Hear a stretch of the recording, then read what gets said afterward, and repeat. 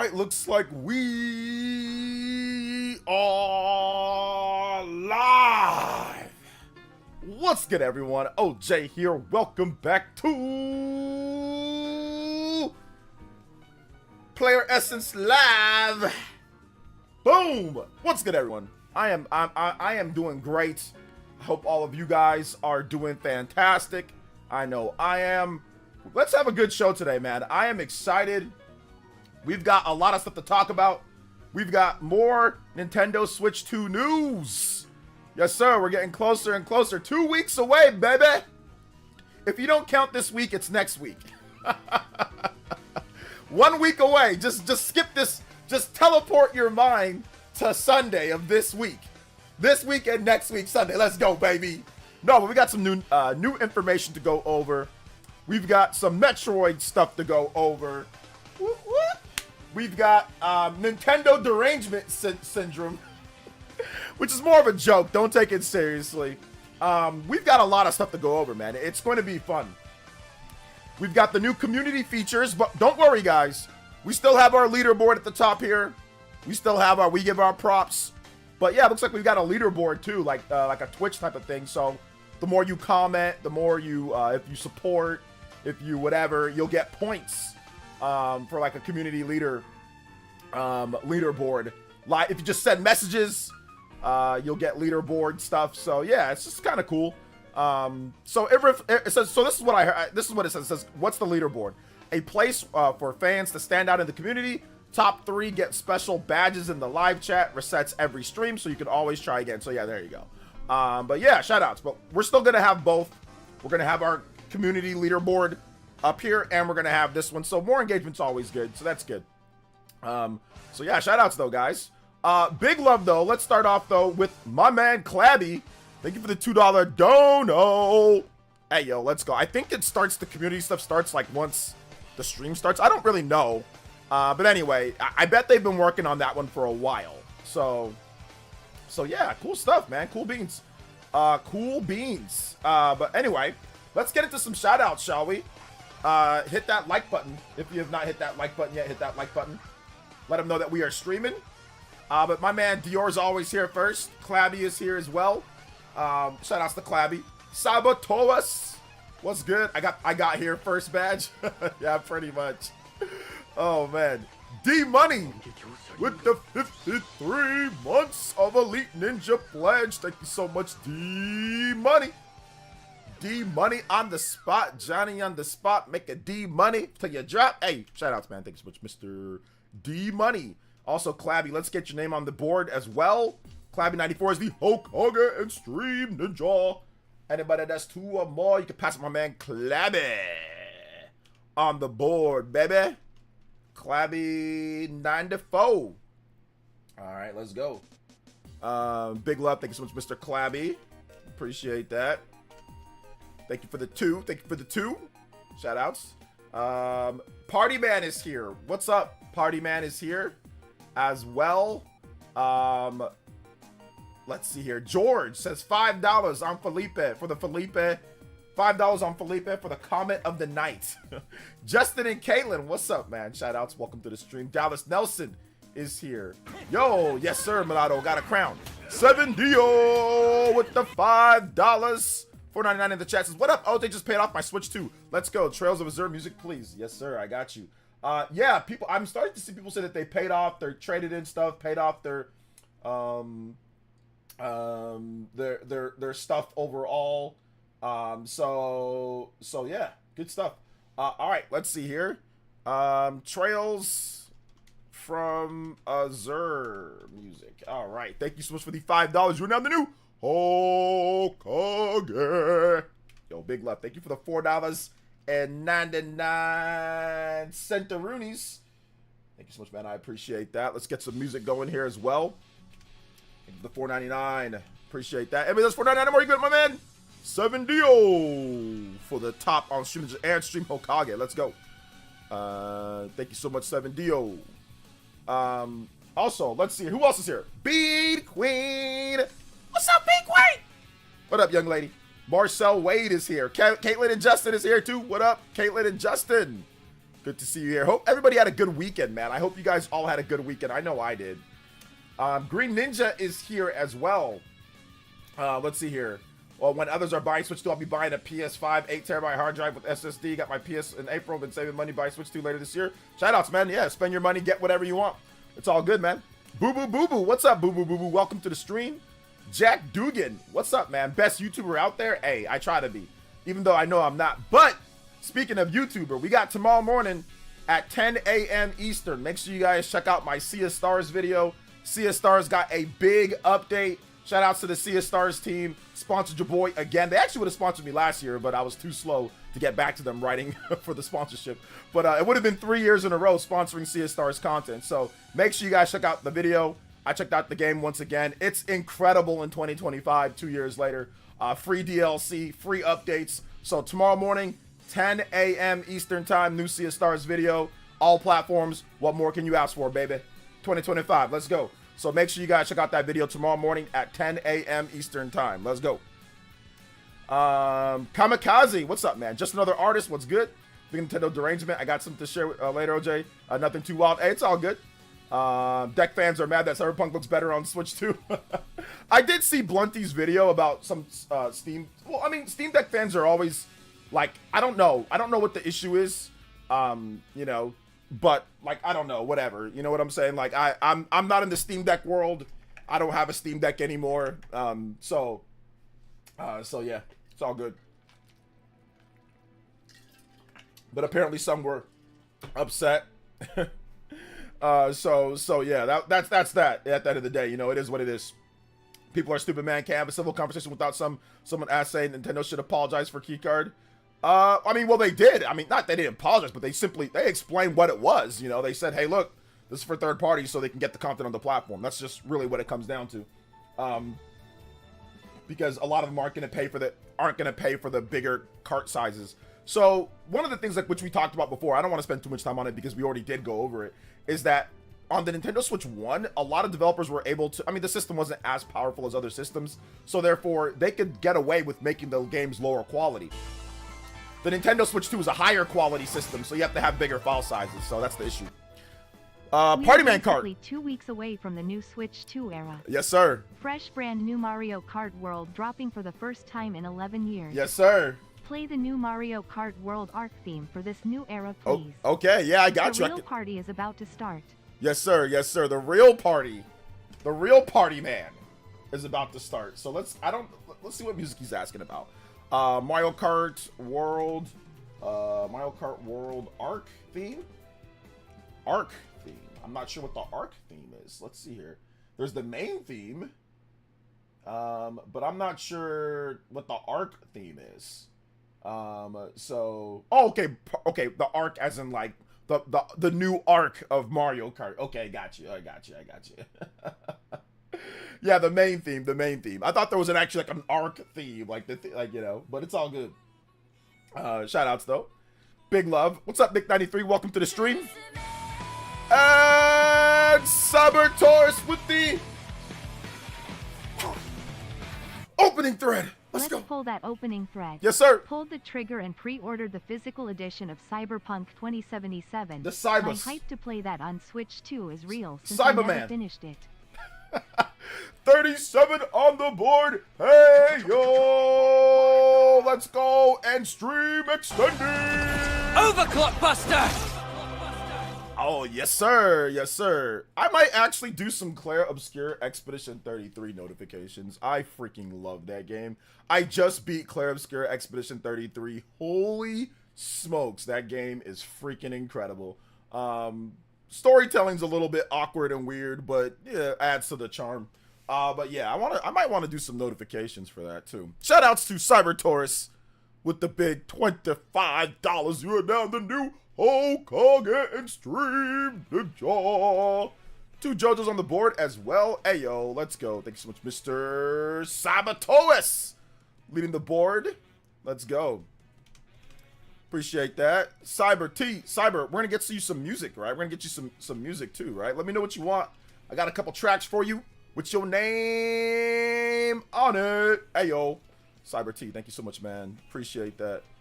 Cyber T in the house. Anyway, it's 25 more. Even up my man Cyber Taurus on both boards. People should understand digital is unavoidable. CDs, vinyls, newspapers, post mail, everything's digital. Well, I mean, like, I think that there's still a place for physical and there's a place for digital. There's still going to be physical games on the Nintendo Switch too. And game key cards are still not 100% digital. While you download them digitally, yes.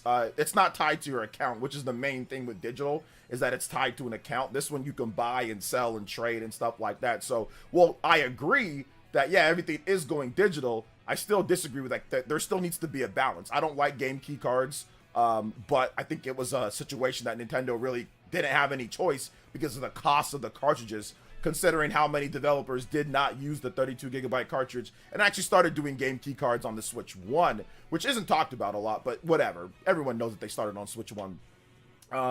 But yeah, I think that's the problem. The problem is now, Party Man into Cyber Taurus, is that the problem is that the file sizes are now much bigger, right? Like much bigger than Switch 1. Most of the games are up to the PS4 or PS5 size requirements. Like you know, if Split Fiction was on the Switch 1, it would have been like, you know, probably like 15 or 16 gigabytes. They would have nuked the textures and frame rate and everything like that, right? But now that it's on Switch 2, much higher quality system, you want those high quality textures, you want those things that the Xbox and PlayStation gets. So therefore the file size needs to go considerably up, you know, instead of getting, you know, 540p textures or barely 720p like we usually got on Switch 1. Now we're actually getting 1080p, or we're getting 4K, or we're getting, you know, 1440p. We're getting much higher quality. Audio quality is way higher, spatial 3D audio. So I think that's the issue that we're dealing with right now. And the cart sizes, or the cart prices, never actually went down. If anything, they went up. So I think that's the biggest problem that Nintendo's dealing with, and why keycards are even a thing and so prominent to begin with. Although there are some developers just cheaping out just in general. Don't get me wrong, Capcom, they could have put the game on a 64GB cartridge. But like I said, I've already explained this like a million times, so yeah. Let's see, let's drop some Kirby and Mario Kart tracks. All right, I got you, Cyber Taurus. Kirby up next. Fountain of Dreams. Kirby, Fountain of Dreams.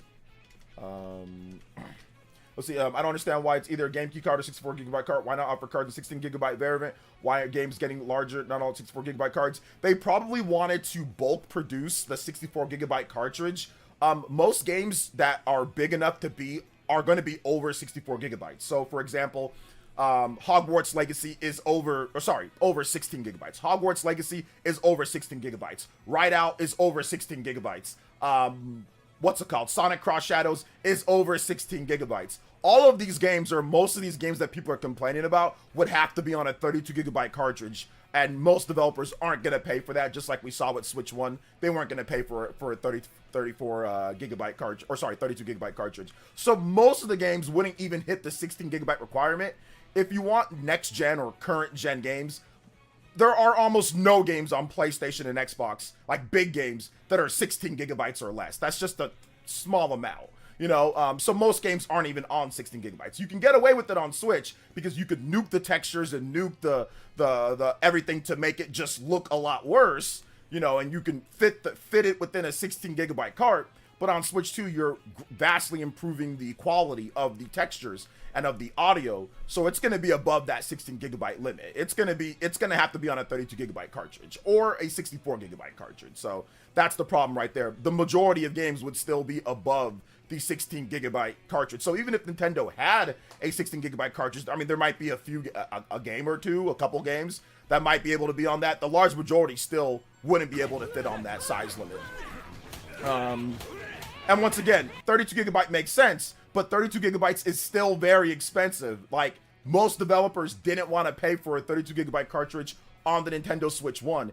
Just if Nintendo provided a 32GB cartridge, that doesn't mean they're actually going to use it, just like Switch 1. They didn't use it on Switch 1 with a massive install base. The Switch 1 had a huge install base, and developers still didn't use the 32GB cartridge. So I get what you guys are saying and what some of you guys are saying. I'm just not so sure developers would have even done it anyway, considering they didn't use it on the Switch 1. That's all I'm saying. There's barely any developers that used a 32GB cartridge on Switch 1. So I don't think it would have mattered. Personally, I don't think it would have mattered, but that's just my opinion, you know?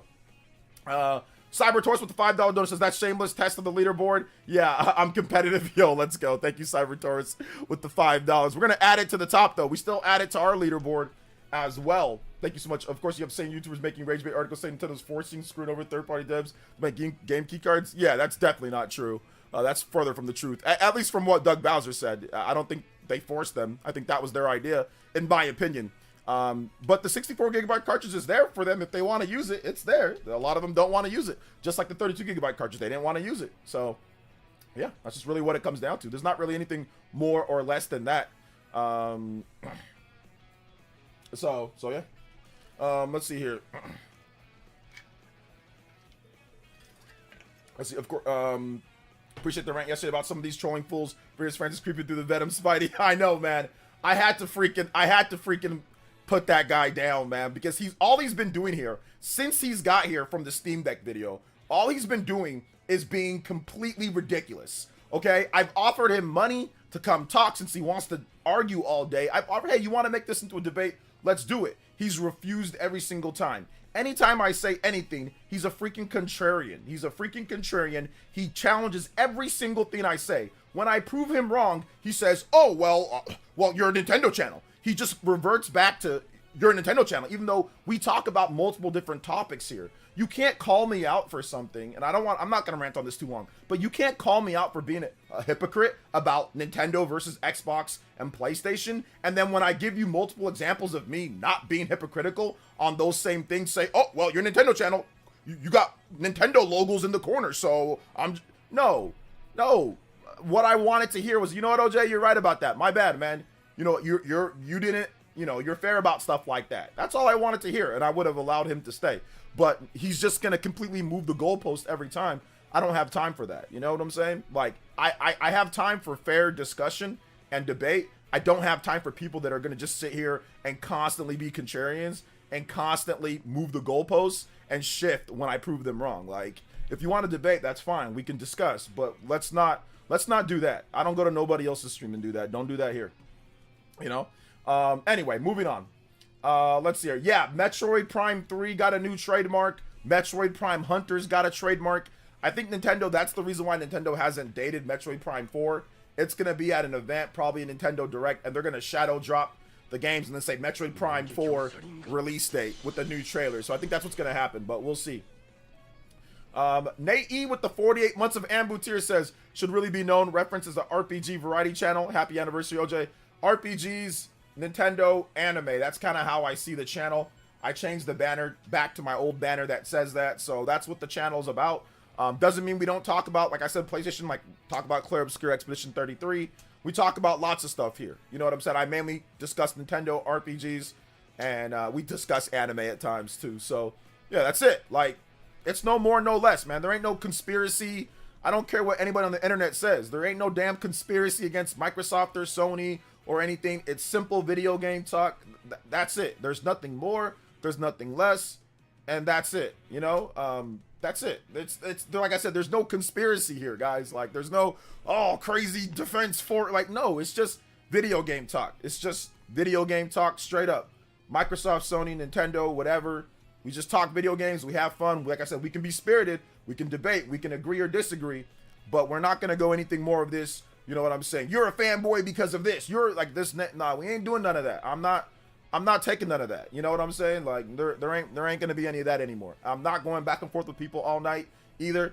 Like, it's just, this is what it is. And like I said, if you want to do that, that's cool. But you're going to either get banned or you're going to have to pay up. So it's going to be one of those two things. If you're like a trolling, you know, you're going to get banned if you're going to come here and do that, or you're going to have to pay up. So it's like, you know, so I'm getting kind of tired of it because I was watching back my streams, and while my streams are entertaining, it gets kind of, I can understand from a viewer standpoint, it gets kind of boring sitting here seeing the same people come here, say the same things. People are tired of it, man. We're all tired of it, right? Aren't you guys tired of this? Like, of just simply, if you're a fan of something, existing is a problem to these people. Like, everyone's tired of it. Like, I've had enough. I think we're all, like, it was funny at first, like a month or 2 months or 3 months or a year ago or two. It's like, but at this point, we're all kind of tired of it. We all need to just move on. You know what I'm saying? Like, just move on from that. So that's really what it comes down to, man. Let's see here.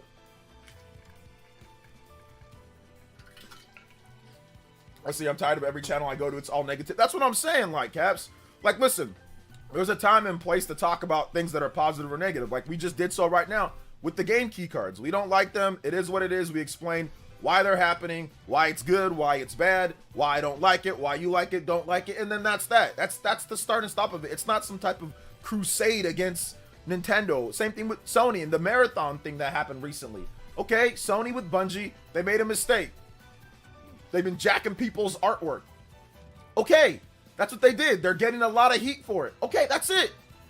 We talked about it. It's not good. That's it. There's no conspiracy against Sony. I'm not going to push some type of crazy thumbnail of me acting like Sony is the damn devil or that Bungie's the devil because they jacked somebody's artwork. Okay, they jacked somebody's artwork. Okay, it is what it is. Microsoft raised the price to $80. Okay. They raised the price because of tariffs. Okay, it sucks for the consumer. We know it's not good, but it is what it is, and that's it. You either buy it or you don't. That's all you got to do. You can like it. You can say what you like and what you don't like, but this whole mindset of gamers turning everything into some type of like political and like crazy, you're with us or against us, activist movements, that type of stuff is trash. Like that.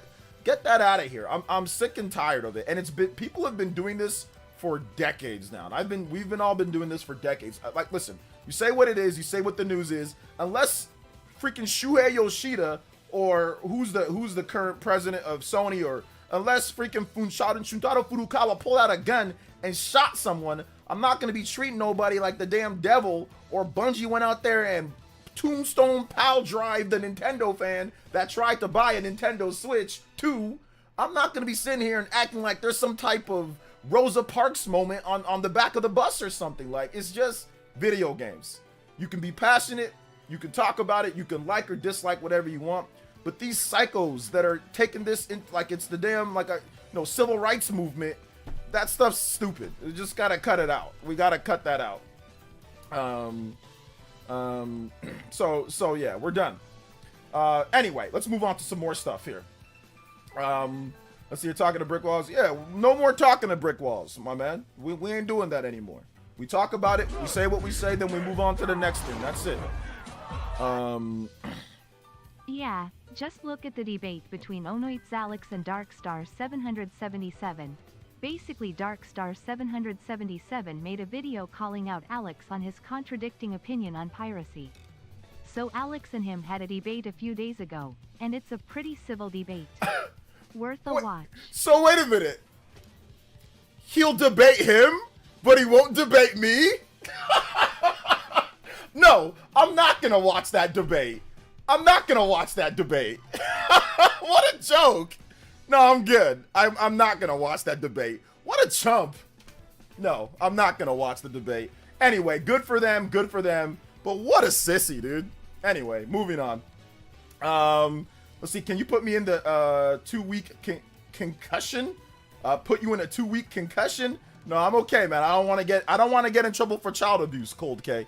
I'm good. Monado Mario, thank you for the $3 dono, getting us to 45 on the board. Hey, yo, shoutouts, let's go. Overclock Buster! Excuse me. Let's hear. Hey, what's up, Matta? Welcome. Look how people talk about Ubisoft with AC Shadows or EA Dragon Age Valgates, knowing people blowing up. Hey, I'm telling you, man, it really is. It really is. It's crazy. Let me get some, what's it called? Fountain of Dreams from Kirby. We got to get some Kirby music from my man, Cyber Taurus. Let's go. 45 on the board. 45-minute extension. Let's go, man. Thank you so much, man. I appreciate that. Let's get it. Hey, what's up, Dark Sync Brown? What's up, George FT? What's up, Mr. Black? What's up, Foreign Fabric? What's good? Shout outs, man. I need a 2-week hyperbolic time chamber. Gibby. Crispy Tofu with the $1 dono. Says, hey, OJ, do you know if SMT 5 Vengeance is all on the cartridge? It's only 25 at Best Buy, and I'm thinking about picking it up. SMT 5 Vengeance? Yes. The whole thing's on the cartridge for SMT 5 Vengeance. Yes, yes. For Switch 1 games, if the whole thing wasn't on the cartridge and they'd make you download something, it's going to tell you internet connection required. But yeah, the whole thing's on the cartridge. Yeah, the whole thing's on there. I think it's a 16 gigabyte cartridge too. I'm not 100. It's not a 32. I think it's a 16. But yeah, the whole thing's on there. There might be like an update that you need to download though. But for the most part, the whole game's on the cartridge. OJ, should we box? I'm 5'11", 152 pounds. of me will just dance around the ring for 8 rounds, try not to get hit. Oh, maybe, man. Officially June 5th off work. Can't wait. Yes, sir. Mario Kart World. I officially got June 5th off work. Yes, yes. Traded in my Xbox Series X today, aka GTA 6 box to fund my Switch 2 accessories and games. So are you just gonna buy a PS5 later for GTA 6 or what? Samir Burrow's a little annoying during Switch 1 era, but now stupid. People always want to be first to make video article, doing it on purpose. Okay, he's talking to Party Man. That's all good. Yo, Helix with the $1.99 says keep up the great content. Okay, thank you so much, man. I appreciate that. Appreciate it. Thank you so much for that. that's what a chump, dude. What a chump. Monado with the 3. I DMed you the clip, so Nah. take it or leave it lol. But yeah, funny he is willing to debate with Darkstar 777 but not you lol. If I have to guess, maybe because Darkstar 777 is smaller YouTuber, so Alex in Italy thought he's more easier to steamroll over?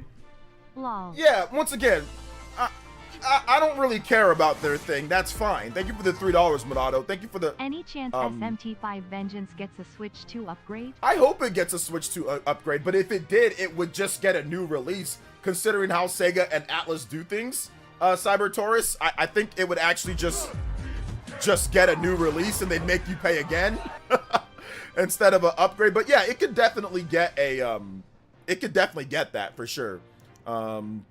So it could. I just don't know how they're gonna do it, you know. I just don't know how they're gonna do it. So we'll see. 53 on the board though. Thank you guys so much. Appreciate that. 53 on the board. Hey yo, actually wait a minute. No, 56 on the board. There we go. 56 on the board. Let's go. Thank you guys so much. Combo breaks. Appreciate that. Then Crispy Tofu with the doll says it's okay to start with that one. Haven't played SMT game before. Yeah, SMT 5 Vengeance is the one to start with. It's a great game. You don't have to play the other games. Now, if you play the other games a little bit, it gives you a little bit better understanding of some things. But for the most part, no, you don't have to play the other SMT games. So yeah, Vengeance is good. Cyber Taurus, thank you for the $5. Monado Mario. Yeah, and once again, I said this before, and you know, not to hate on that. Banana Man running scared no. Yeah, exactly. Like the fact that he's willing, and like I said, I don't want to go too much into this because it's whatever. But I know a chump when I see a chump, and that's a chump move. You know what I'm saying? That is a chump move. You have a disagreement with someone, you immediately debate them because they're a smaller YouTuber. The person who's a bigger YouTuber than you, even though I'm not that much bigger than him, he has plenty of subscribers. He does not want to talk to me, but calls me bootlicker, calls me fanboy, calls me names, pulls up things, misrepresents what I say. I civilly ask him, hey, let's discuss and talk this. He ignores me, then continues to push lies about game key cards online until he figures out that it's not the game key cards. He's calling me names when I have the information correct. So I think that's the issue that we're dealing with here. We're dealing with the chump. We're dealing with the chump.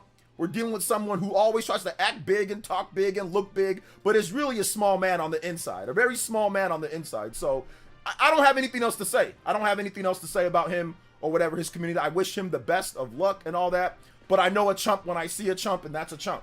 To call someone names, to call someone bootlicker, to go ad hominem, at first I'm going ad hominem. I'm calling names because he started it, but to do all that, to bring me up, to bring up my name, to say what he's got to say and put me up on his stream, then to just run away scared when I ask to talk man to man, when he's calling me bootlicker and he's calling me names and he's saying stuff on Twitter.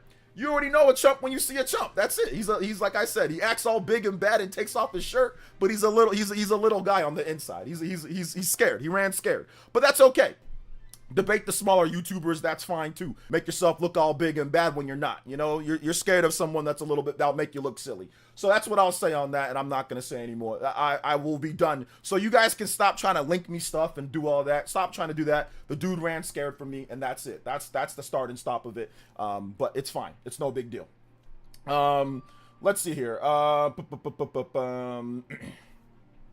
He ran scared, and that's what happened, man. That's what happened. Thank you so much, Mr. Zoo, with the $10 dono. Appreciate that. Thank you so much. But I mean, to be honest, I don't fault him. I don't fault him on that. You know? Getting close to the end of Expedition 33, one of my favorite games of all time. Agreed. Kinda crazy how they made this game with a small team and smaller budget. Yeah. Which team have you been using? Mostly CL and Monaco for me. Yeah, those are the two worst people to use.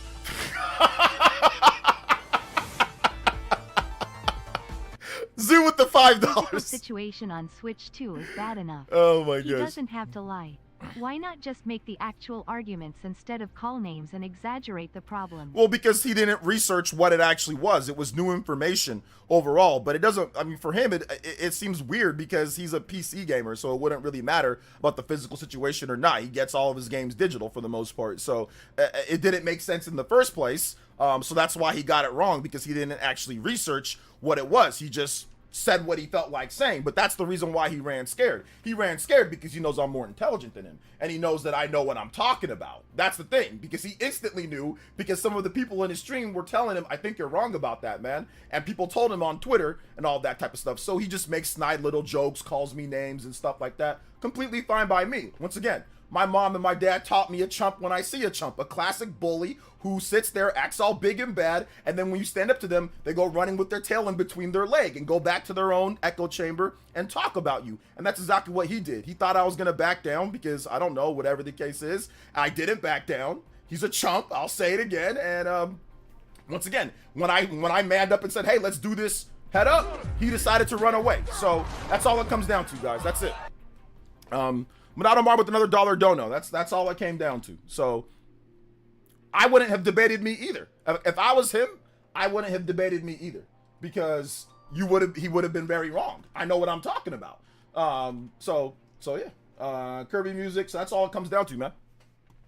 Monado with the does is, since you aren't watching, basically it's like talking to a damn wall when it comes to debating with others. His logic is, if I can't own something 100%, I'm gonna steal it, and it's mistakenly say MK Deluxe and Smash Ultimate have microtransactions. People have a different idea of what microtransactions are. Some people think that anything extra in terms of DLC or content or whatever are microtransactions. Some people think that microtransactions are anything that's a never-ending supply. So there's a different opinion on what microtransactions actually are. But some people see it as any type of transaction outside of what's included inside the game that comes as, like, let's say a smaller type of purchase. Technically, I guess that would be like what a small transaction. But microtransactions were definitely tied to the never-ending supply of things, like, let's say, shark cards, or let's say Genshin Impact, the orb thing, the essence thingies that you buy or whatever in Genshin, or you guys know what that is. That's typically what somebody would say with a microtransaction is.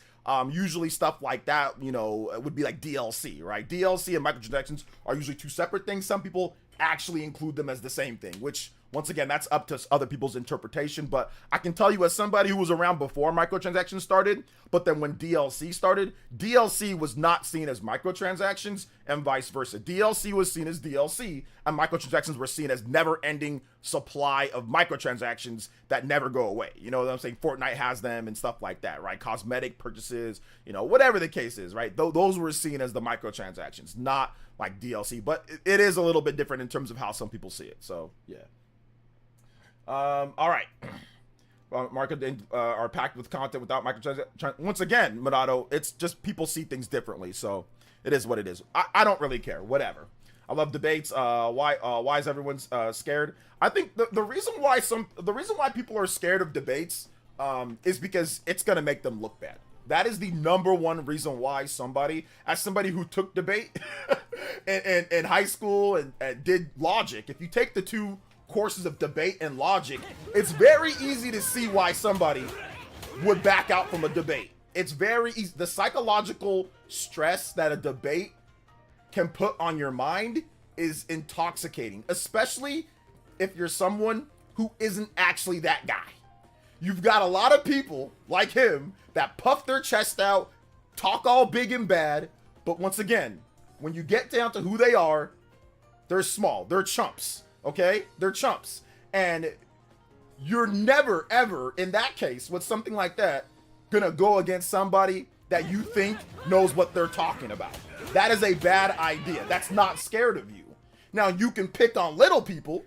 That's easy because you're the bigger, badder person. You think that you have the intimidation factor over them, but you're not gonna swing up. You know what I'm saying? Or you're not gonna swing parallel, or you're not gonna swing up, because you're not much. You're not much on the inside. You like to bully, and you like to sit there, act all big and bad, call names, and bully people. But when someone stands up to you, let me just go away. And I've seen these type of people. These type of people are constant online. They'll talk all big and bad, and then when you got something to say to them, straight up or in person, they got nothing to say to you. They, you know what I'm saying? I mean, but they'll online, they'll do everything that they want to do. You know, and that's kind of just how some people's personalities are. You know, I kind of knew that he wouldn't do that debate even before I knew it, because once again, he was wrong, and once again, he's a chump. So that's these type of people, they're all over the place, you know? So yeah.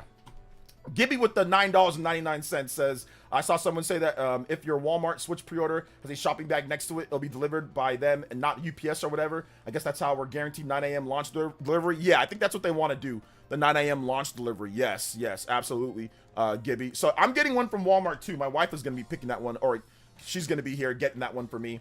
Caitlin and Justin with the $5 says, just got Raidou for $15 at GameStop. Seems like a pretty good deal. Yeah, that game was $60, so getting it for $5 is pretty cool. Getting it for $5 is definitely a good thing.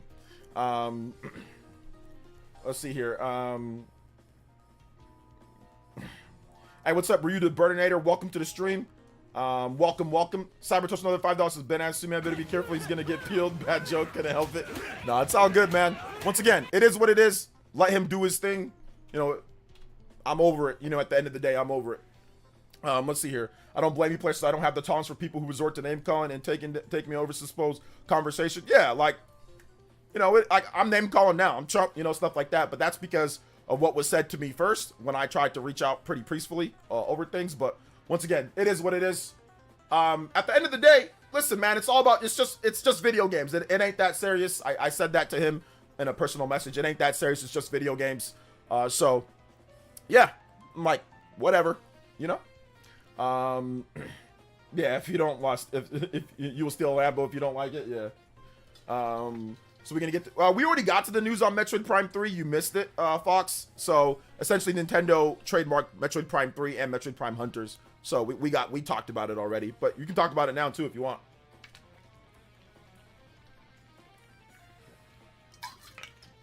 So I'm a big physical media kind of guy. I had to grab that great deal on digital Hogwarts Legacy. Yeah.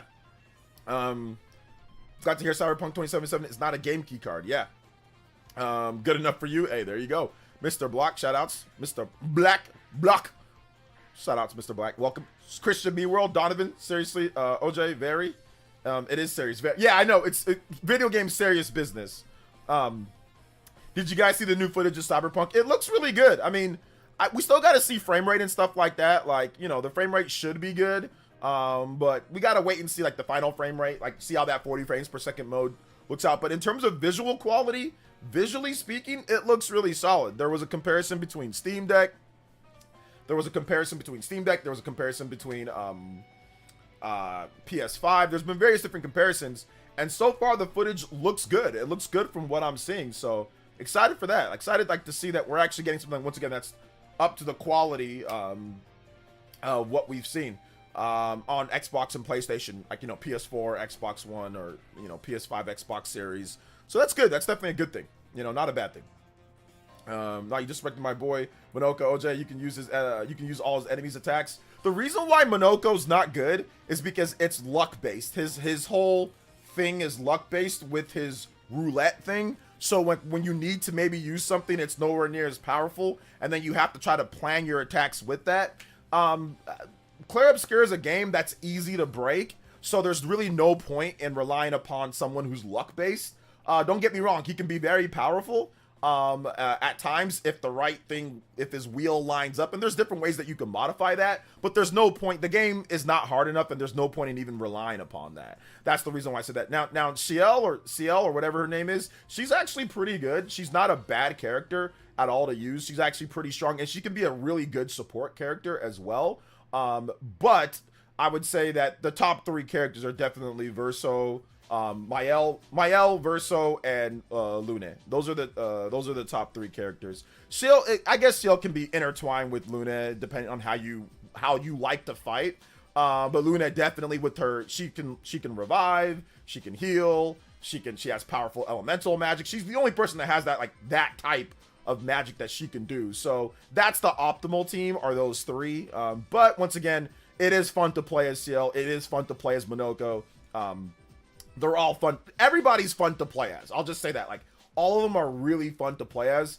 CL, like, the problem is that you have to get her into Twilight first, which Twilight's good. Once you get her into Twilight, it's good. And even before that, her scythe is very powerful. But you still have to get her into Twilight, rely on Foretell, rely on things that other characters don't have to actually rely on, except for Luna. She has to rely on Stains. But once again, she's a sorceress. So, like, she's just inherently a little bit more valuable. Like, in terms of the harder stuff, if you need somebody to resurrect or heal and not rely on tints, you know?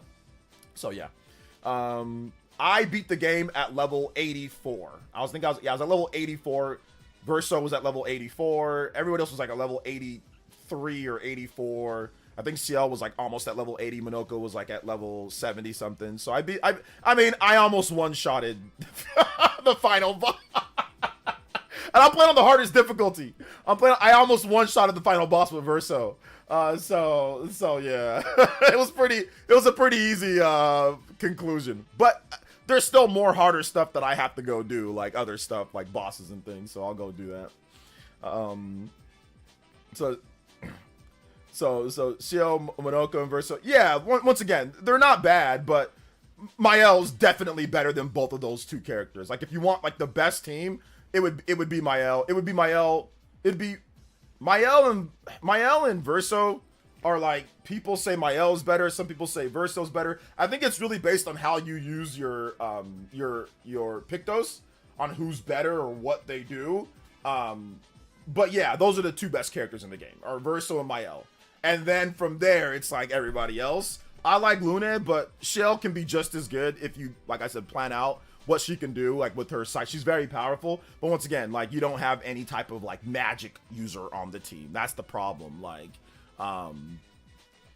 Luna is a magic user. Magic users are cool. So yeah.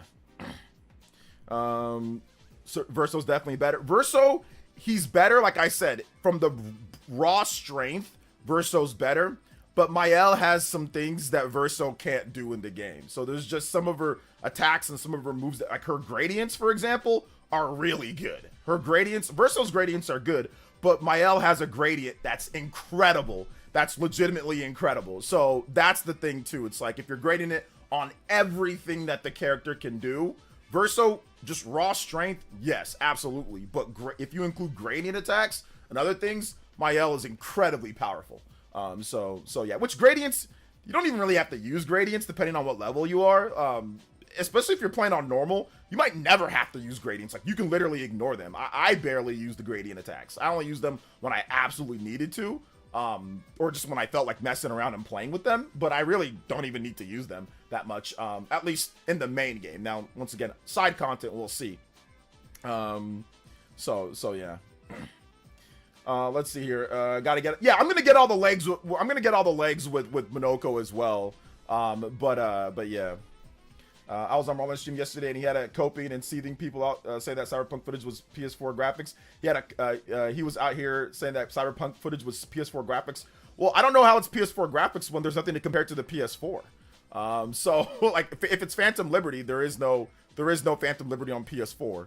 But if you're looking at Cyberpunk and you compare it to the PlayStation 5 version or the Xbox Series S version, it's very similar in a lot of ways. But the biggest thing isn't the graphics. The biggest thing is the frame rate. So I wouldn't say it's PS4 graphics. I would just say, oh yeah, the frame rate. That's it. Because on PS5, it runs at 60. So it's not the look of the game. The look of the game is pretty. It's not quite up to the PS5 level. It's not quite to the PS4 level. It's better than PS4 because of DLSS. So really, what it would be the frame rate, which you look at, not the graphics. Do you think Marvel Rivals will come to Switch 2? Yes, because the developer said that they're working on something like that. So yes. I was on Switch 2 certainly running Cyberpunk better than PS4. Considering there's a whole part of Cyberpunk that doesn't even run on PS4. Yeah, like Phantom Liberty. So, let's see here. I don't know about before the end of the year. Hey there, Jeremy, but we'll see.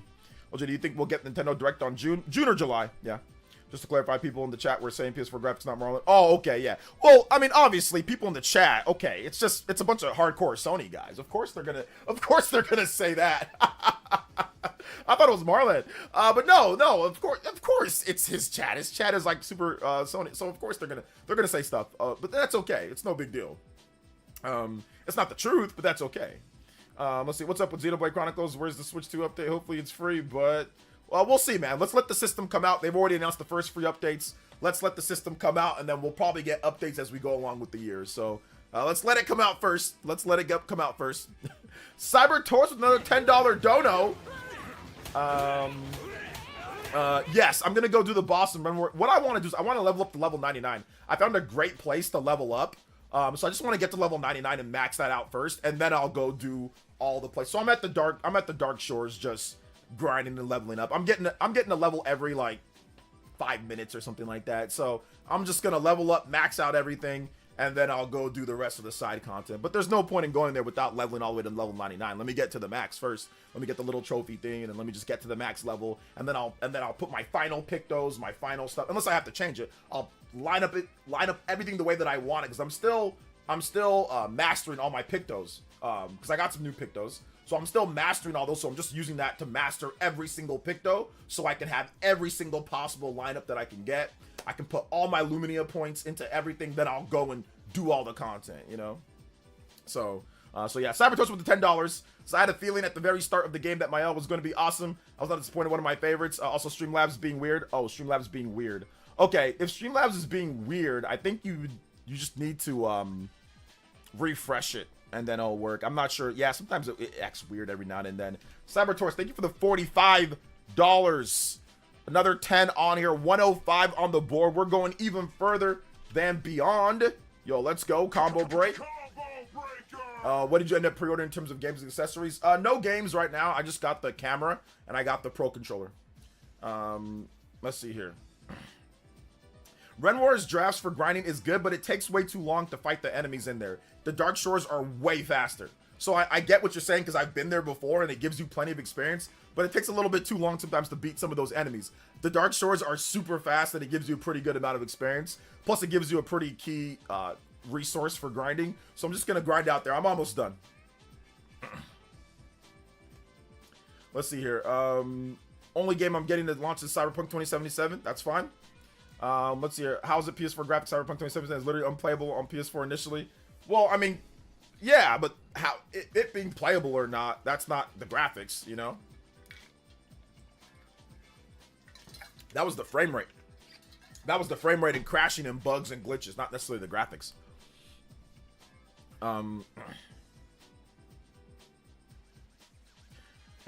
Let's see here. Great Farmers Monolith killing everyone in there before they're even attacking. Are you guys playing on normal, or are you guys playing on hard? Because I think that there's some fundamental differences on normal and hard that maybe that I'm not seeing that some of you guys are seeing. So because it's not that easy for me to just, even at my heightened level, it's not that just easy for me to one-shot everything when it comes to certain places. So yeah, I think there actually is a pretty big difference between normal and hard in terms of the difficulty level. Let's see, they should make an Expedition 33 movie or TV show. Yes, there is a movie in the talks.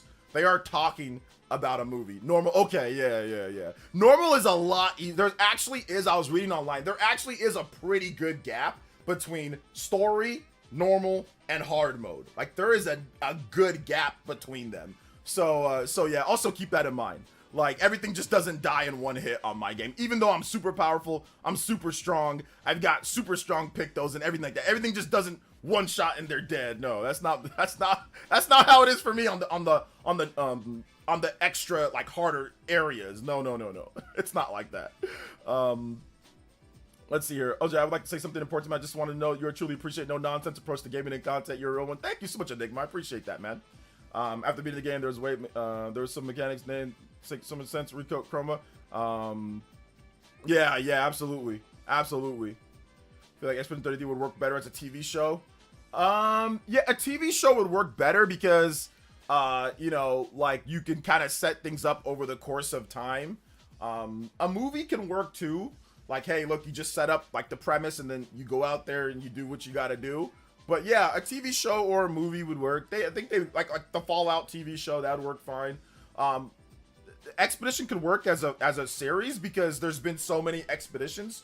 You can start at the first expedition and then you can just keep going for as long as you want to go. So Expedition would work really well as a TV show because there's been so many expeditions. So yeah, it'd work well. It'd work well as a TV show. Do I play any sports games? Not really, no. I used to though. Playing on hard, I've been a few times. I've gotten slapped. I've gotten slapped a number of times. Dun, dun, dun, dun. You know, I've got slapped a number of times. I've got one-shotted by bosses. One-shotted, slapped down, miss a parry, dead, or die in 2 hits. Oh my gosh, it's interesting. It's a fun game on hard though. It's a fun game on hard, and apparently like you can do like the new game plus and it gets even harder. So I'm definitely gonna do that after I'm done with playing out the side content.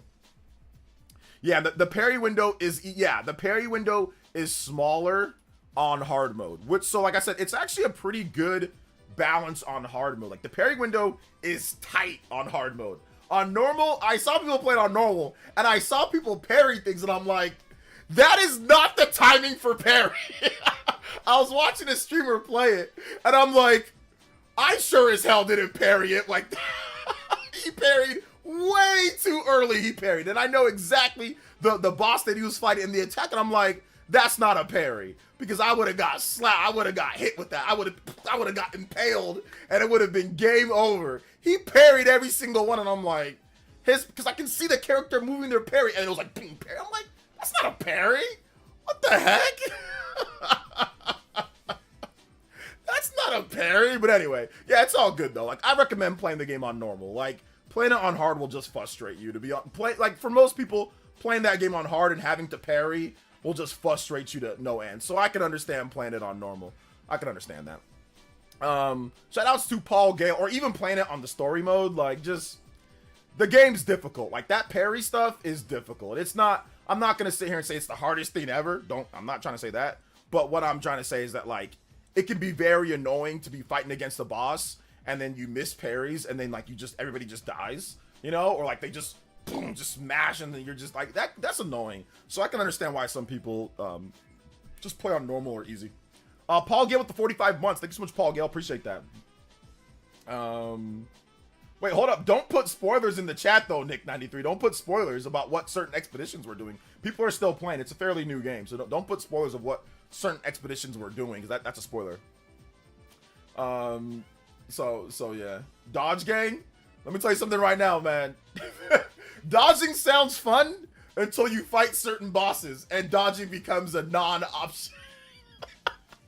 It's like, you'll do no damage if you don't parry them, because one of your strongest things in the game, one of the strongest attacks in the game is a counterattack. When you dodge, you can't counterattack. Once again, this might be a hard mode thing, but when you dodge, you don't get the counterattack. But if you counterattack, once again, Mael and Verso have incredibly strong counterattacks, and then if you can augment that with Pictos, but some bosses you have to counterattack because you're not going to be able to do as much damage to them.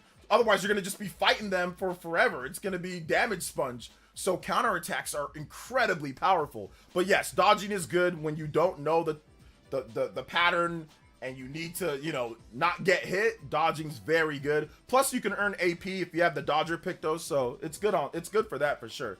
But yeah, here's the funny thing. I'd rather get a game over than dodge. That's the funniest thing. At first, I was like, yeah, I was dodging.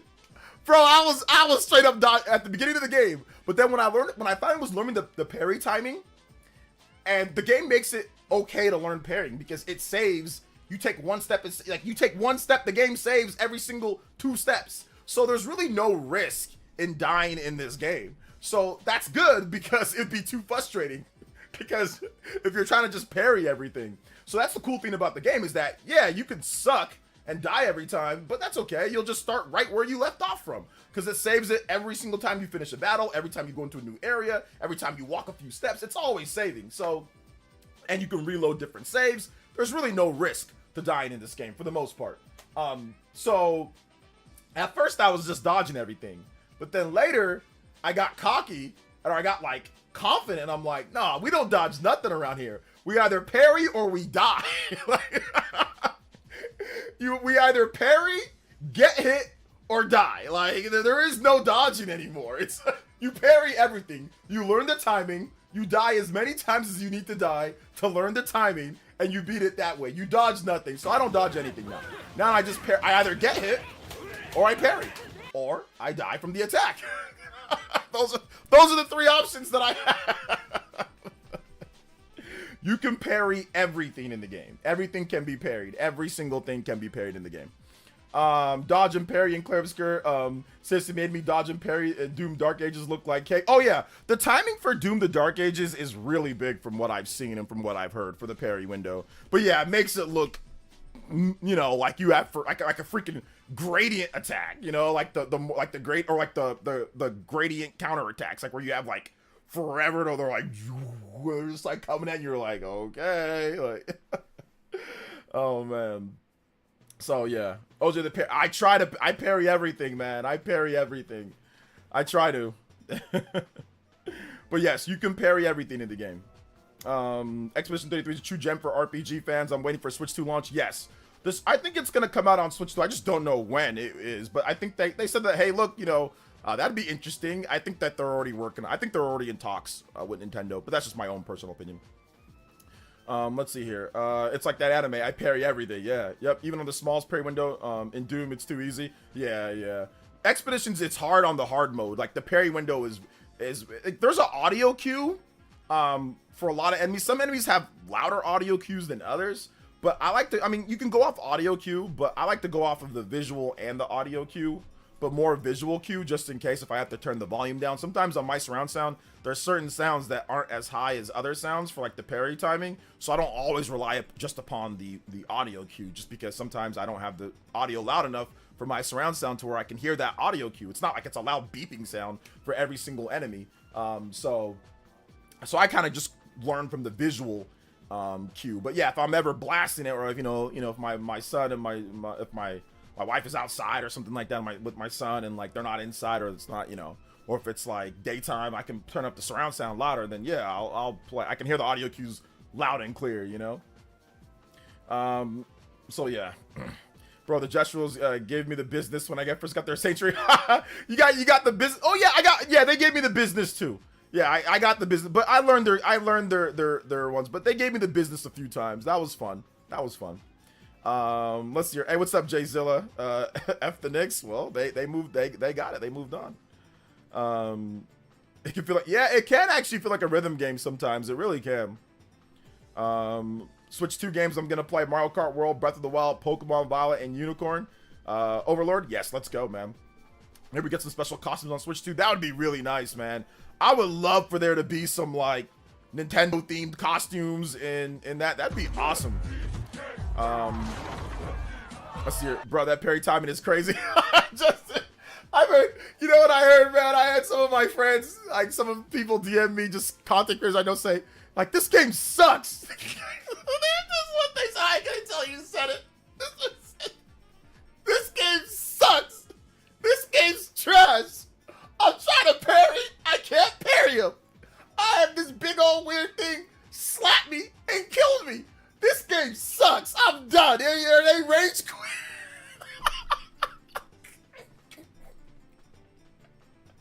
They rage quit the game because they couldn't parry, bro. Oh my god, it was great. I was just laughing so hard. He was like, this game sucks. It's trash. I'm like, are you serious? He's like, yeah, this game sucks. Kevin with the dollar says, what up, OJ? Can I get music from Astral Chain? Yeah, you can. I got you, man. Astral Chain theme. Let's go. Legion Assault. They give into the business. Yes, got the business. 80s kid looking at Epson. Can I save now without acknowledging it's auto saving? Yeah. Let's see. It wasn't. No. It wasn't RGT. No, it wasn't. RGT has not played the game. He doesn't want it. He doesn't. he won't say this because, you know, but he doesn't like turn-based RPGs. He doesn't like turn-based RPGs. He skipped it. It's on Game Pass. He has Game Pass. He just completely skipped it. So he doesn't like turn-based RPGs. But that's okay. I'll tell him for him, even though he's never said that. But I know he doesn't like turn-based RPGs. So yeah. But I did tell him this on the Spunkus. I was like, just admit that you don't like turn-based RPGs. Like, this is your RPG 85. This is RPG of the year. How could you miss this? But he says that he's gonna play it later. So he's playing Doom: The Dark Ages. So I mean, yeah, Doom: The Dark Ages. That's definitely more of his style of game. You know. So I'm all about that though, man. Like, don't be peer pressured to play a game because everyone else says that it's good. Like, if you don't like that type of game, then don't play it. You know, play what you like. Doom: The Dark Ages, much more his style. So just play that. There ain't no reason to play Expedition 33 if you don't like turn-based RPGs. Like, you know, there's no point. There's no point in playing it. So yeah. Hold up, 1 second. Excuse me. Excuse me. Sorry about that, guys. Brian M, thank you for the subscription. Appreciate that, man.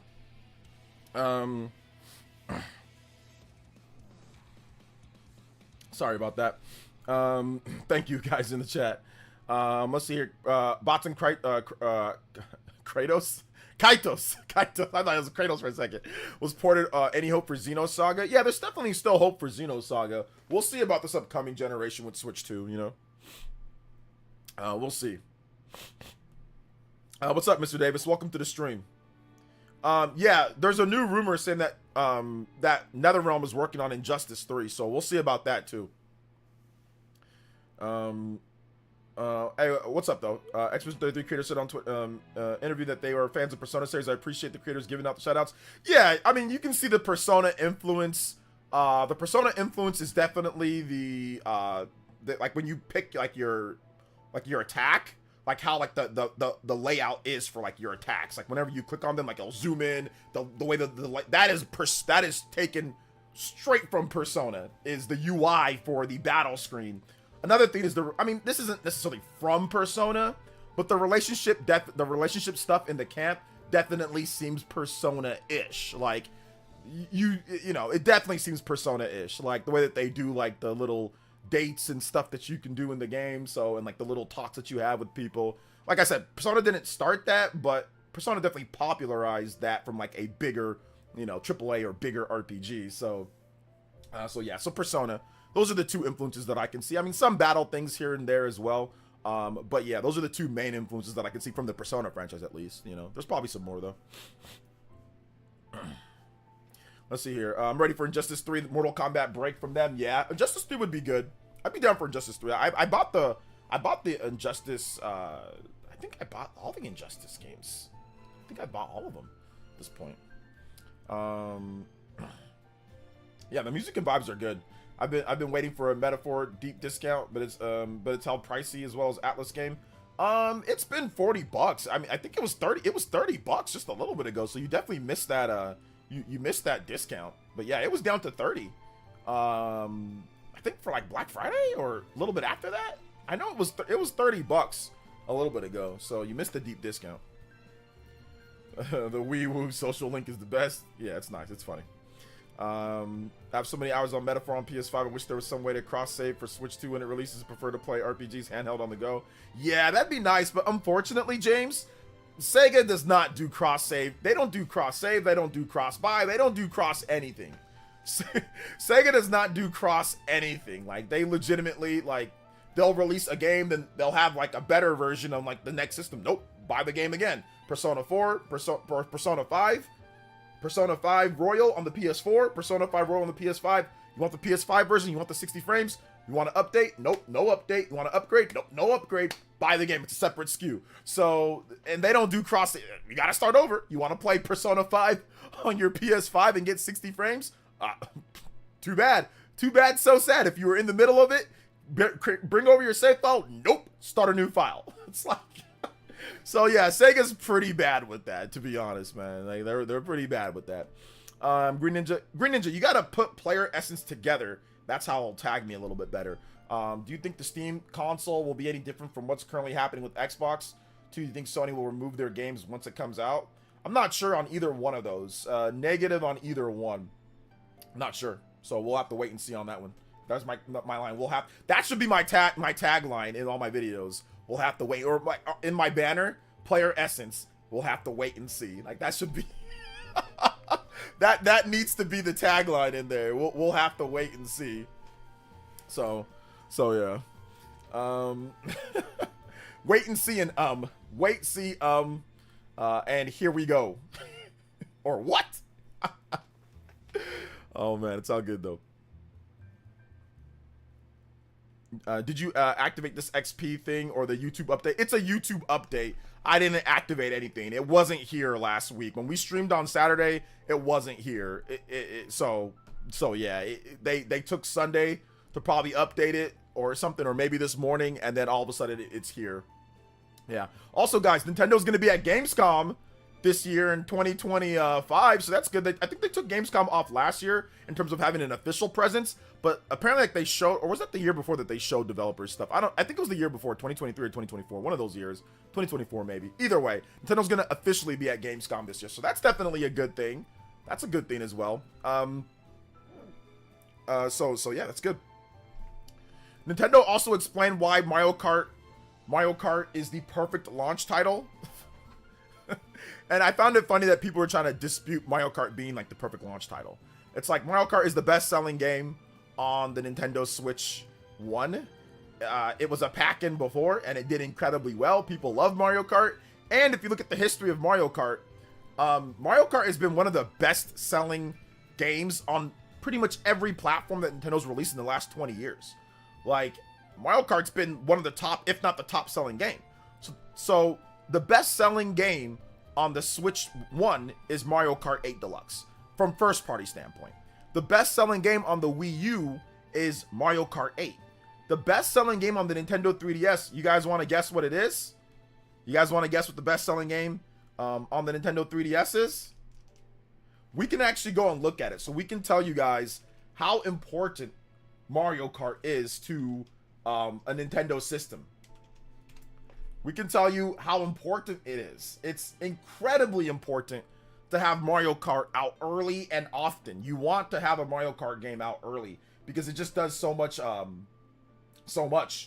So if we go to the top selling unit title for Nintendo stuff, you can kind of see why it was. I mean, Nintendo made up all these other things why it is, but the reality is this. This is the reality of why Mario Kart World is a launch title and like not Donkey Kong Bonanza or some other type of game. This is the reason why, because it sold 20 million more than their next bestseller, the next best-selling game. Some people are saying, oh well, they don't have a system seller. Like I saw this on Twitter too. They don't have a system seller like Legend of Zelda Breath of the Wild. Okay, Legend of Zelda Breath of the Wild, it's a phenomenal game and it was definitely a system seller. But Mario Kart 8 Deluxe actually sold more systems than Breath of the Wild. You can just tell by the sales. It actually sold double Breath of the Wild did. It actually sold double Breath of the Wild did, and then some. You can actually combine Breath of the Wild and Tears of the Kingdom, and that still wouldn't even equal Mario Kart 8 Deluxe. And then you'd have to add, even if you add 10 million units on top of that, it still wouldn't equal Mario Kart 8 Deluxe's sales. So Breath of the Wild, Tears of the Kingdom combined, plus a phantom 10 million units, still doesn't equal what Mario Kart 8 Deluxe sold.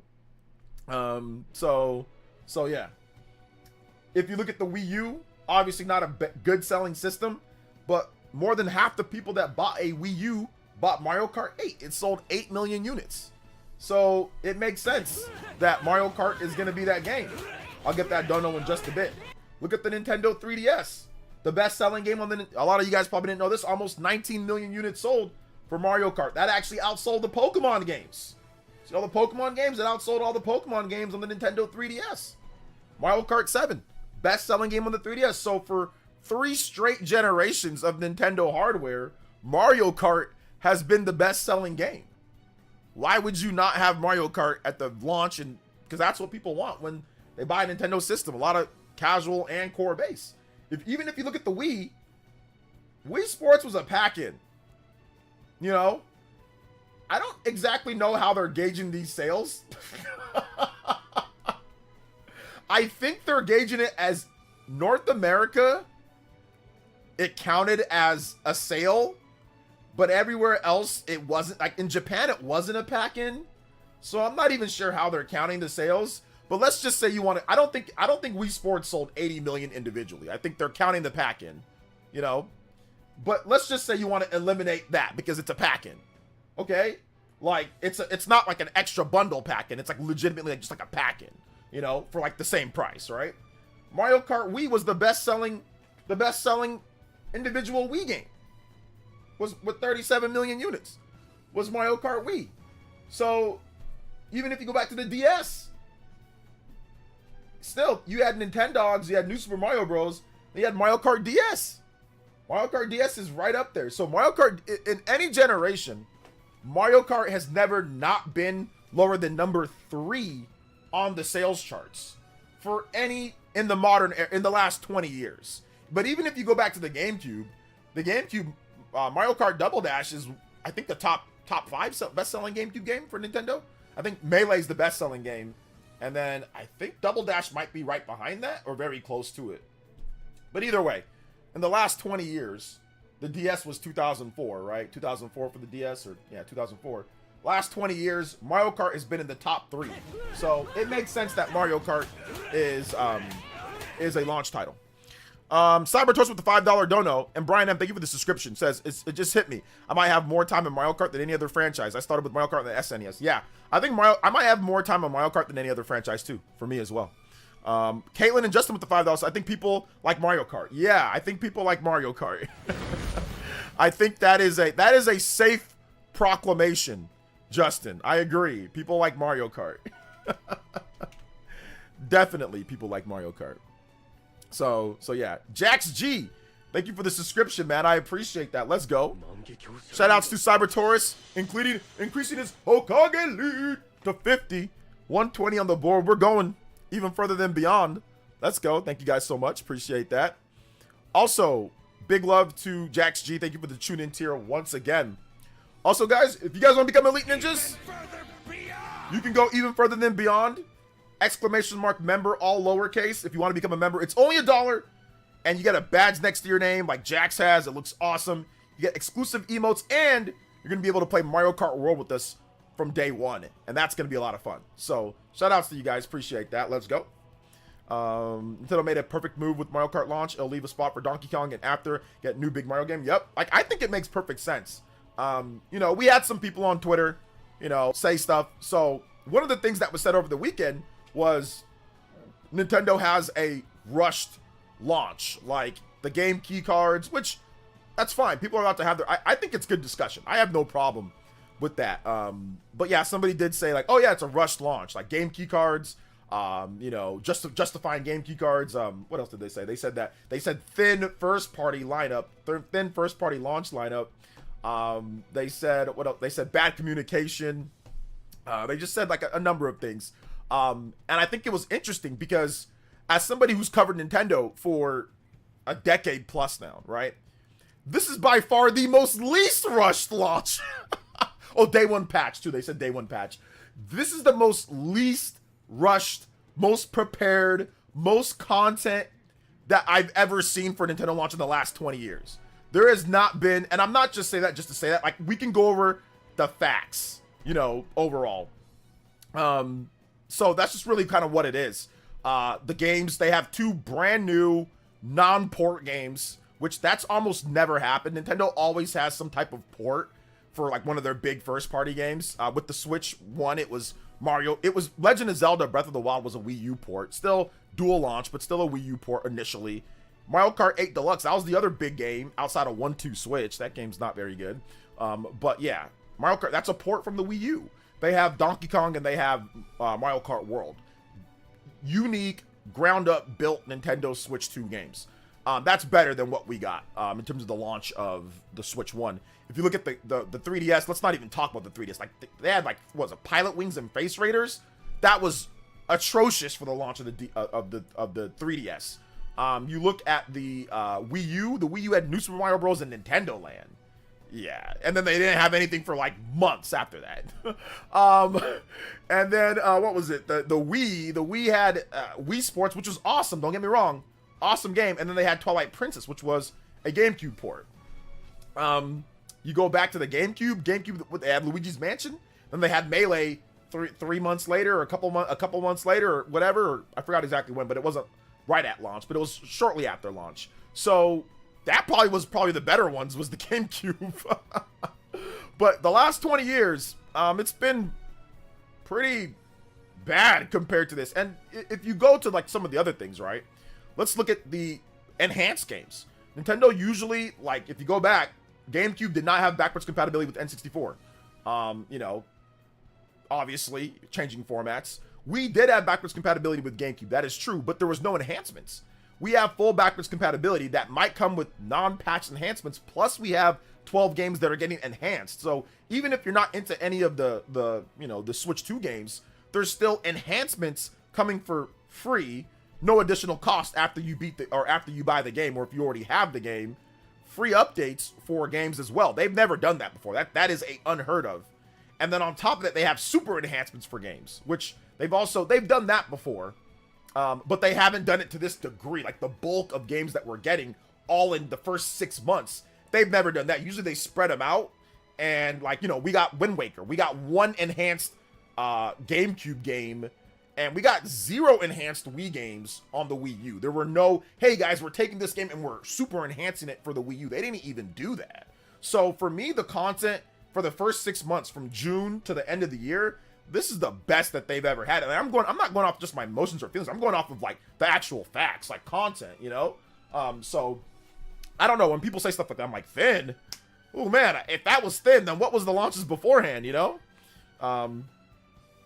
So yeah, some retorted Mario Kart World only sell alongside the actual console seller. Some have retorted that Mario Kart World will only sell alongside an actual console seller.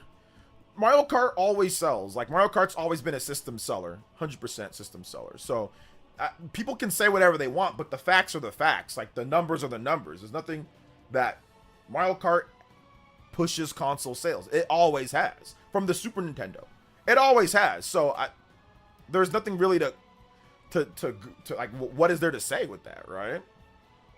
Many days I've been saying Switch 2's rush. People say the same thing with Switch 1. People did say the same thing with Switch 1. Because Switch 1, it was, oh, there's no third-party games. That's the reason why it's rushed. There's no third-party games. Now we have a bunch of third-party games. And if you're talking about third-party wise, it's not even close. This is the best launch for a Nintendo system. The 64 launched with 2 games. It launched with Quest 64, and it launched with Mario 64. It launched with literally 2 games in the N64 era. Like, two games. So, but in terms of third party, this is the best that we've gotten. We're getting a ton of good third party games, you know, solid games. Maybe not the newest, but still really good games. Compared to what we got before. Yeah, like the next best third party launch would probably be the Wii U. Believe it or not, the Wii U actually had a pretty solid third party launch. Just that nobody wanted to play those games. I think they did a better job of picking the games that people actually want to play. The problem with the Wii U launch is it was all Western games. With the launch here, we've got a good mix of Japanese games and Western games. So we have stuff like Cyberpunk. We have Split Fiction. Split Fiction is the type of game that Nintendo fans would want to play because of the style of game that it is. Wii U was just like a bunch of, like, you know, it was good games, but it was like, you know, Batman, and it was, you know, it was Call of Duty. It was stuff like that, which is okay, but there was no big Japanese third-party games. Whereas this time we got Bravely Default, you know, we've got Street Fighter 6. We did have Tekken Tag Tournament. I will give them that, Tekken Tag Tournament. But we got Street Fighter 6. We've got more Japanese games into the mix here as well, you know, so that's good. Definitely a good thing. It wasn't just third party. Also said, look at the flex on the internet. The flex on the internet. Switch 1 rushed. Yeah. Cyberpunk 2077 is a great choice because it's a beefy, content-filled game that if you're waiting, like let's say you're not into Mario Kart, you're not into Donkey Kong, you can be playing Cyberpunk for the next month 2 months. You can do new runs. You can play differently. You can make different choices. Cyberpunk is a fantastic... I'm not as big into Cyberpunk. Like, I don't like the game as much as other people. I've played the game. I don't like it as much. I'm going to buy it just to support the physical games and all that. But I'm not as big into it. But for other people, okay, it's a great launch title. And I said this even with the PS5 and all that. I'm like, hey, look, it's not for me, but I know that there's definitely some value to be had in it. They did a good job of fixing it. And I said, I'm on record saying that with the PS4 or the PS5 and the Xbox Series. I have all the versions of the game. I have the PS5 version. I got a review code, and I bought the Xbox Series version of the game. So I have the Xbox Series or Xbox One Smart Delivery. I have them all, and I've played them. They're good. They're okay. Just not. I don't like the first person. I get nauseous. So yeah, that's the problem there for me. But for other people, it's good because that game's beefy, man. You can do new runs. There's a lot of content. You can put 100+ hours into that game. That is a great launch title for people. So that kind of just beats out everything that was on the Wii U, to be honest. Let's see. Nope, OJ, you're wrong. People's baseless opinions completely outweigh numbers and facts. Yeah, and like one of the other things that he said was like, oh, day one patch. Like all systems have day one patches. You know, like all systems have day one patches. You know, the system's gonna get a patch regardless, right? Like it's gonna get a patch regardless. It doesn't matter if it's day 1 or day 2 or day 3. There's gonna be firmware patches for systems. They're always gonna do that. Any modern system is going to have a firmware patch, you know. So yeah. Yeah, Wii U had a day one patch. Another plus is backwards compatible, and maybe with the way it works, some games will at least have less frame drop. That alone will give people enough to play. Yeah, absolutely, and that's why I say it's not a rush launch. If it was a rush launch, Nintendo would just say, here's haphazard backwards compatibility. We haven't tested every game, but whatever, you know, not every game works, but the majority of games work. You know, they wouldn't have made the Nintendo Switch 2 editions. They would have just waited. They wouldn't have done the 12 free updates. This is actually from someone who knows how much it takes to actually launch has seen what it takes to launch a system, from talking to industry people and games. All of this stuff takes a large amount of time, resources, planning.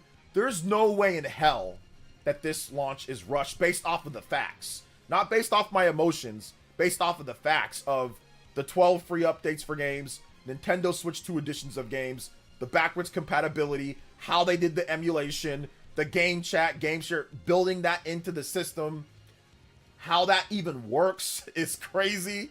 Game sharing, like game chat, no, but like the game share, like how you can take a game and share it with people on one screen. Like we heard Shinnon talk about how they had to render the screen twice and it took a lot of time and effort. So game chat, game share, having all of those features work simultaneously and not completely give your operating system, your OS a wedgie, or completely have it shut down on you or not work, because systems aren't really built for stuff like that. It's not a PC. Like PCs kind of are, yeah, you can do that with applications like Discord and stuff like that, where it's custom built, you know, for PC architecture. But when you're using a closed box device and trying to get all of these things to work together in unison without crashing, bro, I can't even edit a damn video sometimes without something going wrong at times, you know what I'm saying? So it's not, what I'm trying to say is that it's not easy. So none of this stuff was rushed.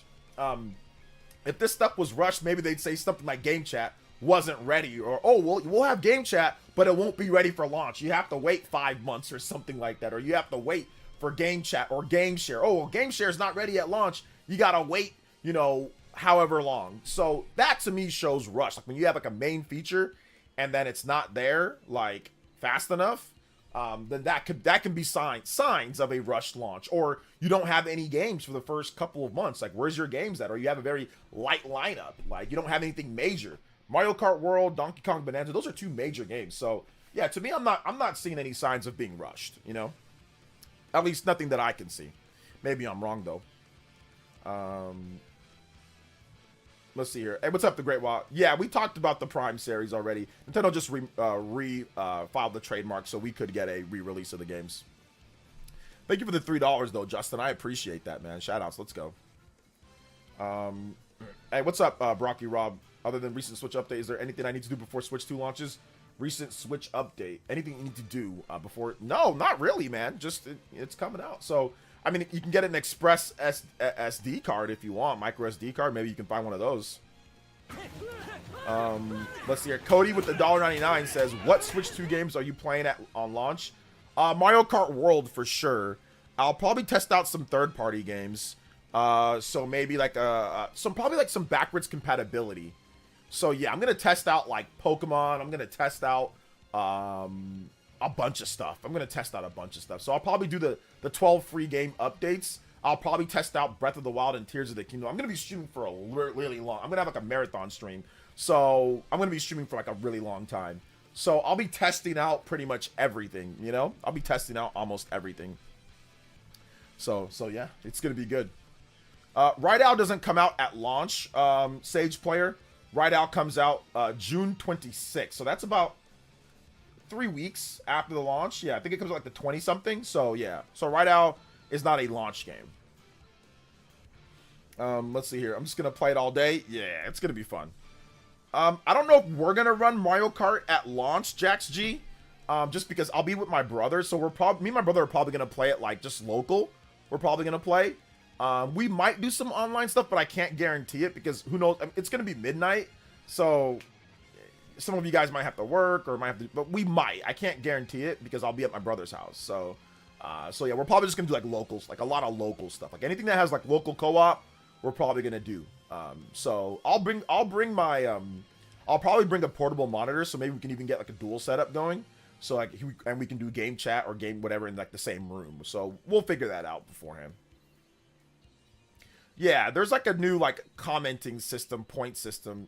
Like I don't know if you guys can click on the community tab, but like I think you can see like there's like a leaderboard.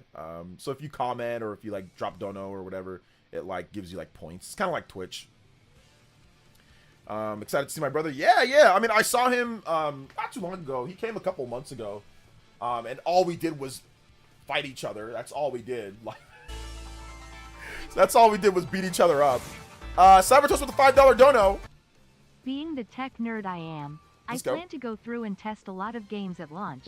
I'm really curious to see what runs better and what doesn't. Yeah, like I think like at launch testing like Mario and Luigi. I think I want to test like Mario and Luigi Brothership because that doesn't have a update, but I just want to test it. Like, okay, how does Mario and Luigi Brothership run? You know, like I do want to test some games. Like, so there's gonna be so much stuff to do, so much stuff. I might separate it, you know, I might say like, hey, tonight we're just going to do Mario Kart and maybe like a big third-party game or something like that. And then maybe tomorrow we're going to do this and we're going to do this. So like, yeah, I might split it up by days. So yeah. Well, we've already seen Echoes of Wisdom without the patch. Oh, okay, I see what you're saying. So just run it without a patch. Just run the game without a patch and then run a game with the patch. Okay. According to what Nintendo says, you're just going to really get HDR. It should just run better off the top. So, but we'll see. Let's see here. I just hope Best Buy will let me walk in at 12:01 since I have pre-ordered, not wait in line with people buying one there. Yeah, so if I were you, Epic Globster, because Best Buy messed it up for me last time, so if you're going to Best Buy, go to your Best Buy and tell them to please have separate lines for people who have already pre-ordered and people who have not. They messed that up last time and they'll probably mess it up again. On the Switch 1 launch at my Best Buy, they had everybody in the same line, and then once you got into the store, they had separate lines, which is the dumbest thing that I've ever seen in my life. Just make 2 separate lines. One line for people who pre-ordered, one line for people who did not pre-order. I was behind a bunch of people who camped out, and they got their system before me, somebody who pre-ordered and had it purchased. When I got to the front of the line, I'm like, guys, what are you? I was like, what is going on here? I'm like, dude, what are you guys doing? I had a pre-order. Why are there people that didn't have a pre-order in front of me getting it? It took me 2 seconds to get in and out of there once I got inside the store.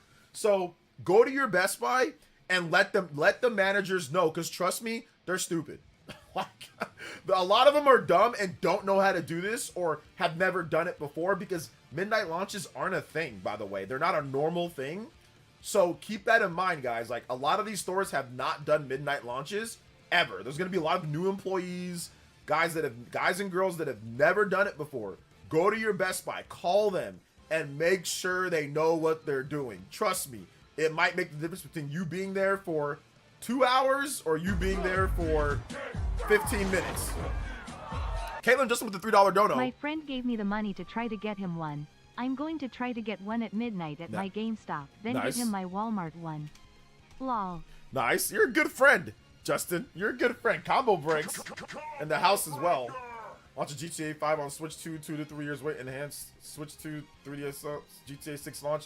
I don't know about all that, Sage Player. We'll see.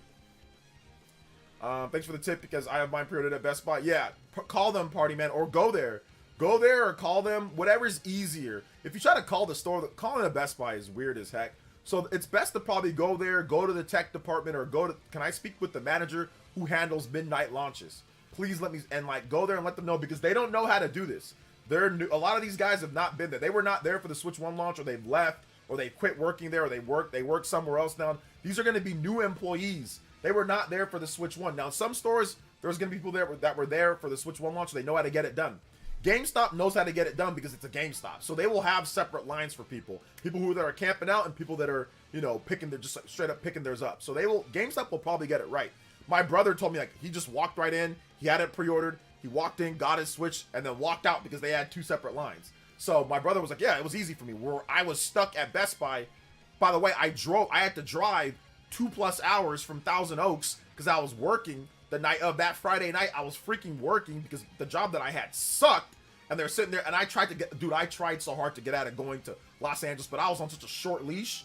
They were, oh my god, they were being insane. I'm like, yeah, you know, I can't really go, I can't really go this way. They're like, oh no, you're gonna have to go, and I'm like, yeah, but you know, there's some things that I got to do. Like it'd be tough for me to drive, 2 hours there, 2 hours back. They're like, oh no, you're gonna go. I'm like, oh Lord have mercy. So anyway, I ended up just driving there. If I knew I was gonna get fired on that Monday, I would have just said screw you guys, I would have just said screw it. But I drove all the way to freaking Thousand Oaks. So I was driving back. Okay, that Friday I was driving back. So I was already tired as hell from the working all day, waking up at 4 a.m., leaving by 5 a.m., getting there by 7 to get to work, and then I had to drive back 2 hours. So I got off at 7, got there by 9. So and then I didn't leave till almost midnight. I didn't leave till like 11 something. I was in line for 2 hours waiting. So don't be me. Make sure you call ahead of time and let them know. Yeah, I'll be doing a midnight. Well, it'll be close to midnight. It might be a little bit before midnight because I think here in the West Coast we get to pick it up by 9. So the porter with the $2 says Switch 2 pre-orders get canceled by detractors. The detractors say screw your pre-orders. Shout out to Porter Sicilian. Thank you for the support like always, brother. Let's go. Let's get it. Shout outs. Let's go. Let's go.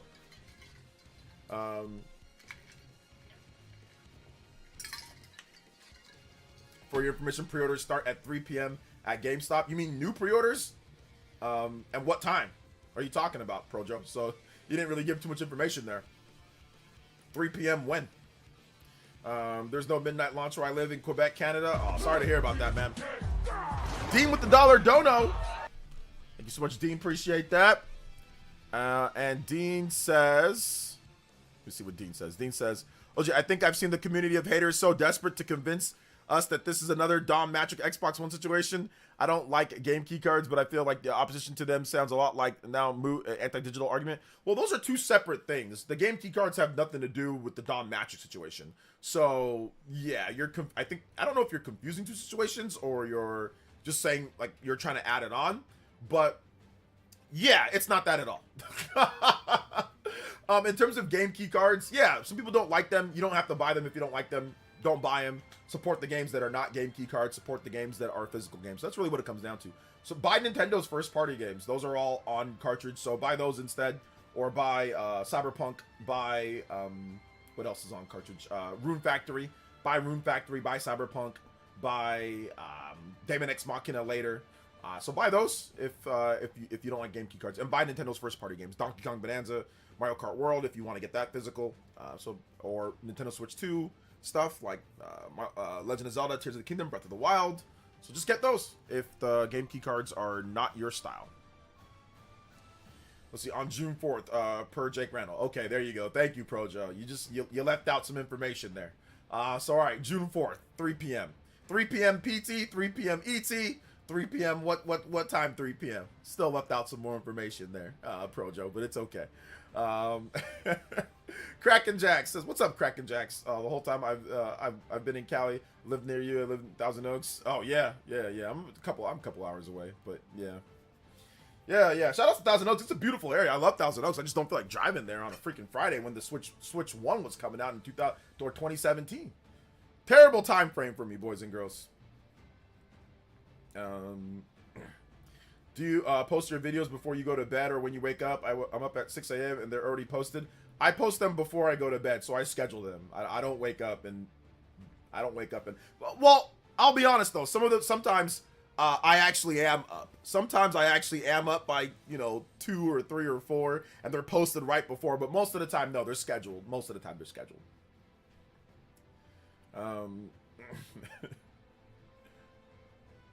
So I'll just walk into the store on launch and get it. I mean, chances are there's going to be a lot of stock based off of what Nintendo said and based off of what we're hearing. So it looks like you might be able to just walk into a store and get it. That actually might be a thing, Let's see here. Is that where Exhibit pimps your ride on the West Coast? Yes, it's exactly where it does. West Coast, everywhere in the West Coast, the rides are pimped. Let's see here. I'm curious, what's the next goalpost move to be after Switch 2 launch, being successful and not rushed? Oh, well, maybe they'll mock Switch 2's glorified Mario machine. Maybe. We'll see. We have something here, though. It's called... Nintendo Prime is getting a lot of heat on Twitter. People are coming after Nintendo Prime. People are coming after Nintendo Prime in spades. So yeah, we got to talk about that. It's more of like a funny thing, And the funny thing about it is, don't take this seriously, guys. Don't take this seriously.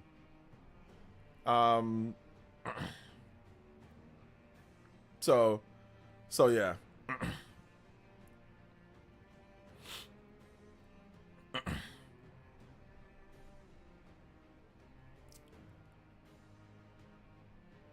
It's called Nintendo Derangement Syndrome. NDS. Nintendo Derangement Syndrome.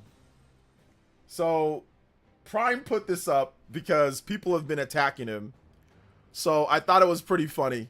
And this is something that we've seen as well. We've seen people do this on my stream.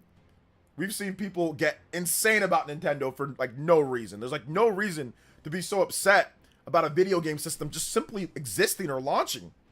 And we've seen this quite a bit. So I thought it was pretty funny, so I was going to bring it up. Nintendo Derangement Syndrome, NDS. Starting to think this might be a real thing. And Nintendo Derangement Syndrome, NDS, is a term to describe a condition where individuals lose all sense of objectivity and rationality when discussing Nintendo, specifically those who obsessively hate the company. This often leads to exaggeration, misinformation, double standards, and bizarre emotional reactions whenever Nintendo is even mentioned. This might be a thing, guys. If you just mention them, not talk objectively or say, oh yeah, I don't like game key cards because of this, or I don't like the price of Mario Kart World, that's normal. That's not Nintendo Derangement Syndrome. But I think that this is that is definitely part of it. Symptoms of Nintendo Derangement Syndrome include compulsive lying about Nintendo sales, hardware specs or game quality, goalpost shifting when proven wrong. We've seen some of that. Downplaying critical or commercial success. Oh my goodness. Calling fans cultists while foaming at the mouth about a 40-second Nintendo Direct trailer. Okay. I don't know what's this reference to, while foaming at the mouth about a 40-second Nintendo Direct trailer. What does that mean? Can somebody tell me where that means? I can see calling them cultists. Using piracy or emulation as a moral crusade. Oh yeah, we've got those people as some type of moral activists or some type of moral crusaders for piracy or emulation. Emulation, I'd probably say piracy, leave that out. Emulation, that's not part of it, but piracy, yes. Important note, criticism. does not equal NDS. You're allowed to dislike or criticize Nintendo. I agree. NDS kicks in when that dislike turns into obsession, misinformation, or irrational rage, especially when you start acting like people enjoying a game is a personal attack on you. Yeah, that's NDS. That's NDS. That's definitely NDS. This has been going on.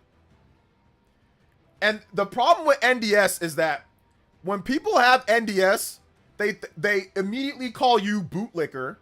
They immediately call you shill. They immediately call you fanboy. These are the people that have NDS. When compulsive lying about game key cards, okay? Going on moral crusades about piracy when you don't even support the system regardless. Complaining about the price of games, about $80, when you complained about the price of $60. Double standards. When Microsoft raises the price of stuff, what do? Blame other people. Create other scenarios and narratives. You know? Don't forget caring about sales except when it comes to Steam Deck. Ah. Or Japan sales unless PlayStation is selling better. That's part of it though. Compulsive lying about Nintendo sales. That is part of the sales, like if you, or goalpost shifting when proven wrong, right? So that's included in there. It's just not specifically said directly, but compulsive lying, that's part of it though. Absolutely, that's part of it. You know? If you or someone you know suffer from NDS, please call 1-800-GET-HELP, and one of our trained specialists will be happy to assist you. Yeah, there's definitely some people with NDS. But yeah, there's definitely some people with NDS. NDS is definitely a thing.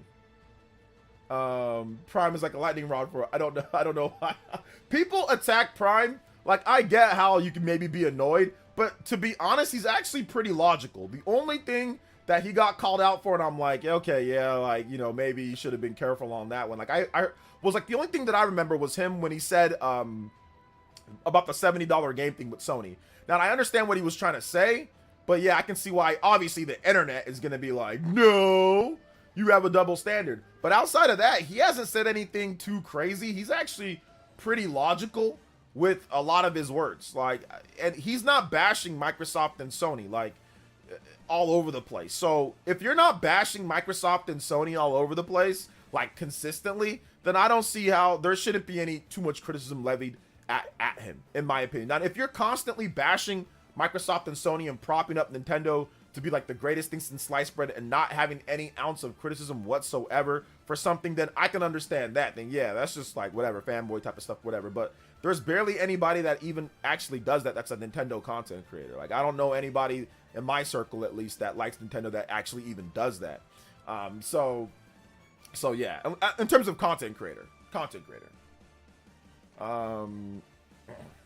Say, nah, that's ridiculous because it was a 5-year-old tweet. Well, what he said was that he wasn't even saying people need to attack. He said that all he said was that Sony, are they going to get the same heat that Activision got for raising the prices? That's what he said. He said, are they going to get the same heat? You know, that's what he said on there. So I can understand why some people, you know, would bring that up because of what he said about Mario Kart. Although he did say that he doesn't like the $80 price tag on Mario Kart either. Like, I'm pretty sure he said that. But people, I think, brought up a tweet about what he said about Mario Kart. So like I said, I understand why some maybe saw that as, oh yeah, that's being hypocrisy, right? So yeah. Let's see here. Where does the mechanical voice come from? The mechanical voice? Oh, it's a text-to-speech bot. Yeah, it's a text-to-speech bot. Shoutouts though. Thank you so much to Mr. Cybertaurus and Justin, both with the multiple donos. Let's go. 145. We out here tonight. Even further than beyond. Make sure you guys get your questions in. You can tag me at PlayerEssence, hashtag PlayerEssence, PlayerEssence by itself. More than happy to answer all of your beautiful, awesome, lovely, elite ninja questions. Let's get into the Q&A. And I've got Final Fantasy II on the PSP. I need to do like random game of the day. I might start doing that on Twitter. Random game of the day. Final Fantasy II. The legend continues. A new evil threatens the land. And once more, a band of young heroes stands against it. More new dungeons, more improved graphics, still the same great story and gameplay. Own the birth of a generation. Ayo, Final Fantasy II on the PSP. UMD spinning disc. Nice art cover. Nice kind of like pinkish cover. It's pretty much a brand new game. I still have like the Square Enix thing inside here. All of the different stuff, field menus, all that type of stuff. So yes, Final Fantasy II is the, I might start doing this on Twitter too, the random game of the day, Final Fantasy II. So here we go. Good old PSP. Yeah, gameplay's, the different number old school Final Fantasy would always have different types of games, you know, in terms of like their battle systems and stuff like that. Every like other number, 1, 2, 3, 4, 5, 6, they were all like alternating. The Metroid news, we already talked about the Metroid news. Sky Guy's Quest, we already went over it when you were here. It's just, they trademarked Metroid Prime 3 and Hunters, so it looks like there could be some shadow drops for it. Let's see here. Oh, OJ, what's up? What's up, bro? Can't wait to get my Switch 2 pre-order paid off. Yes, sir. Got you. If you have any questions about Metroid Prime 3 or Metroid Prime 2, I will answer those questions as well. So Sky Guy's Quest had one. If you have some more, let me know. And I got you. Hearing people talk about Expedition 33 for early game of the year, do you think so? Yes. I do think that Expedition 33 it's currently my game of the year. It's one of the best RPGs that I've ever played. It is fantastic. And the funny thing about it is that there's so much potential for it to even be better. There is a lot of it. There's not a lot of issues, but there's definitely issues. The pop-up is atrocious in the like once you get the flying ability, the pop-up is just absolutely atrocious in the open world, which it shouldn't be on the PS5 Pro. I don't think there should be crazy pop-up or pop-in like that. Also, there's no maps. The fast travel system is not good. It's not very good. There's no maps, which I get it for some people, but you should probably have some maps, like at least optional. So there are some issues, but it's still an incredible game. The gameplay is fantastic. The story is good. The music is good. The graphics are good for the most part. So yeah. Yo, Ralphie, it's your boy with the $19.99. Yo, it's prom time, baby. Yo, thank you so much. I appreciate that. Thank you for the $19.99. What up, OJ? What up, chat? What's up, Ralphie? Hey, what's up, man? Thank you so much for the support, bro. I appreciate you. Let's go. Good to see you here. Welcome. I do not. Okay, yeah, that's what I did. I did that right. Yo, let's go. Combo breaks. Let's go even further than beyond. If you guys have music too, if you drop a dono, put your music request in the chat. If you can't fit it or if you whatever, if you forget, that's okay. Let me know, and I got you for some music as well.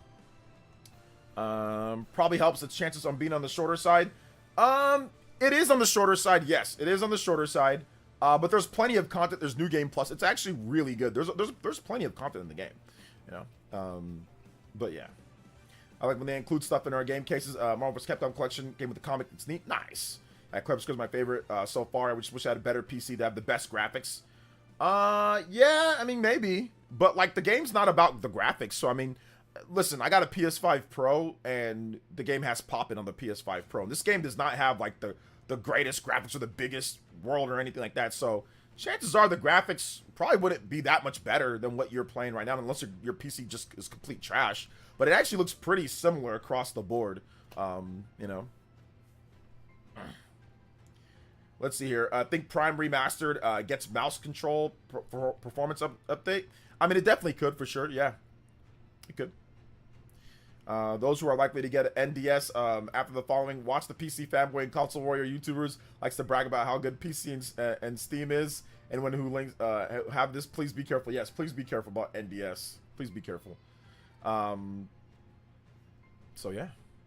Hey, Mr. Davis, I can see your comments, man.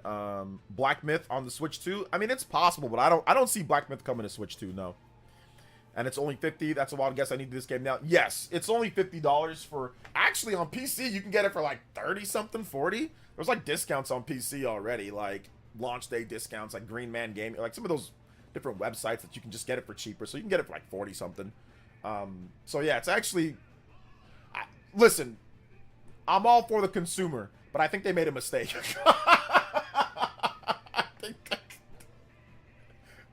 I think they made a mistake because they just cost themselves like probably $20-30 million. They should have charged 60. Don't get me wrong, I love the 50, but they probably should have charged 60 from a business perspective. Now, as a fan, I love the 50. But I'm just, somebody from Kelper is like, damn, this game probably would have sold the same amount at 60. As long as it's not 70 or 80, we would have been good at 60. So yeah, they're losing out on a game that actually is worth more than 50. They're losing out on a lot of money for it being 50 and it not being 60. I mean, like I said, they've sold 2 million copies.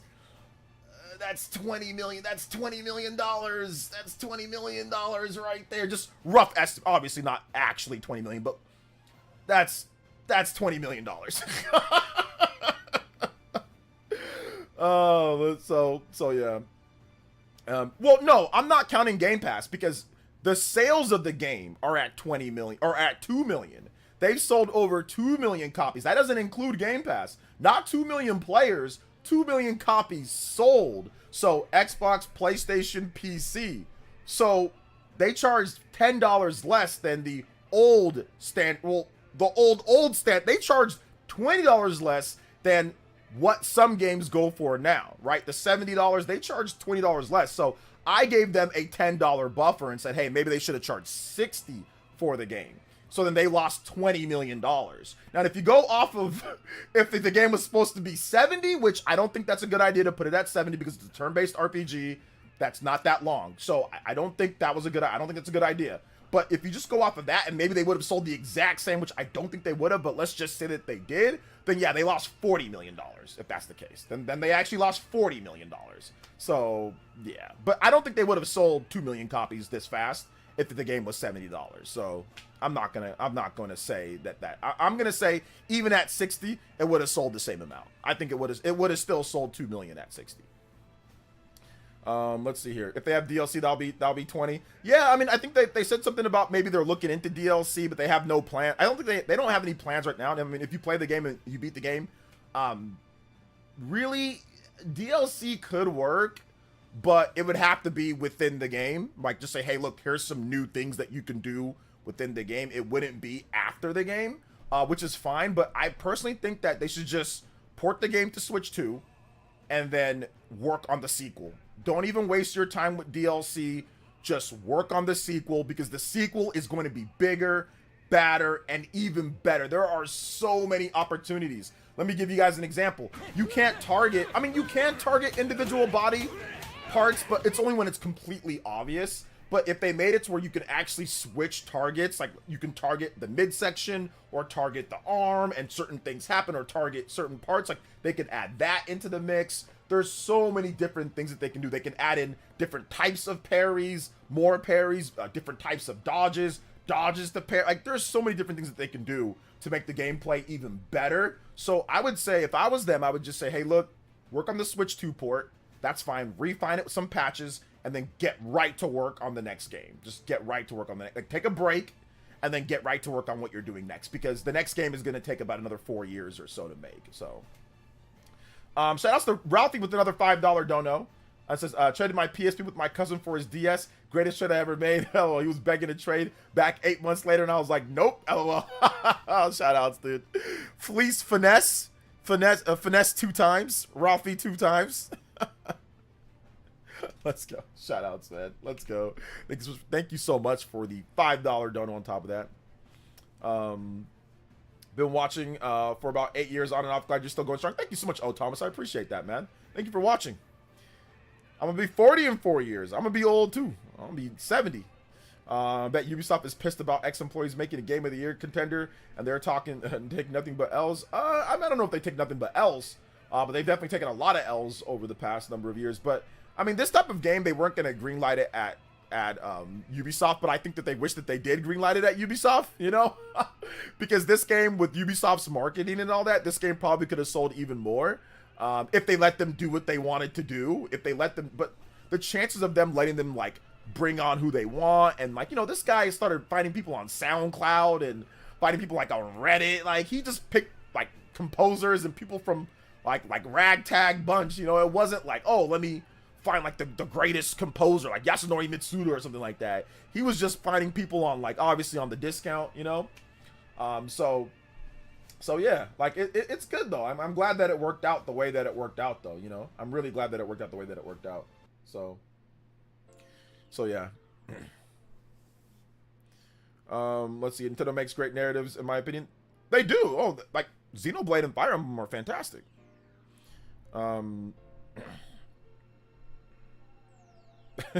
Shout outs to the 36-year-olds about to be 40 years old in 4 years. Prequel DLC maybe. I mean, you could do like previous expeditions for DLCs. But you know, I think they should leave the past in the past at this point. I think they should just go forward, because the path forward is a lot more exciting than the path behind. You know what happened to a lot of the previous expeditions because they tell you what happened to a lot of them, or you visually see what happened to a lot of them. Now, yeah, it'd be cool if you actually played through their stories, especially the crazy expeditions, which I'm not going to spoil which ones were crazy, but there were some expeditions that were insane, that these guys were absolutely nuts. So that would be cool, but I don't know if you can build a whole game around that. So for me, I think it would just be good to just advance the story, because there's so many unanswered questions. There's so many possible ways. Like, there's a bigger picture within it, you know? So I would want them to advance that instead of trying to go back and say, okay, we're going to play as a different expedition that ended up getting clapped, you know? So yeah. Do you have to consider Rayman a PS exclusive? I know it was on PS1, but it's still an exclusive. Do I consider Rayman a PS exclusive? No, because Ubisoft owns it. So I feel like Mario and Luigi games last a little too long. I'm just waiting for Brothership to end. It's a great game. Yeah, that's the thing about Brothership. It just takes it kind of wears out its welcome. It's kind of long. But I think that if it had faster loading, if it had faster loading times and faster loading into battles and things like that, it wouldn't be as bad. The problem is that the loading times make things even worse. On top of the game going long, then there's also long loading times and long battle screens and long, so that makes it even worse. So yeah, that's the reason why I'm waiting for an update. Let me get an update. Maybe even like if they patch it and it runs way faster and it loads way quicker, the game will be a lot better with just faster loading. Excuse me. And like no frame rate dips and like just smoother. What's up, Rajiv? Welcome, man. Club Obscura Expedition 34. It's all over before you even begin. You just start the game, it says game over.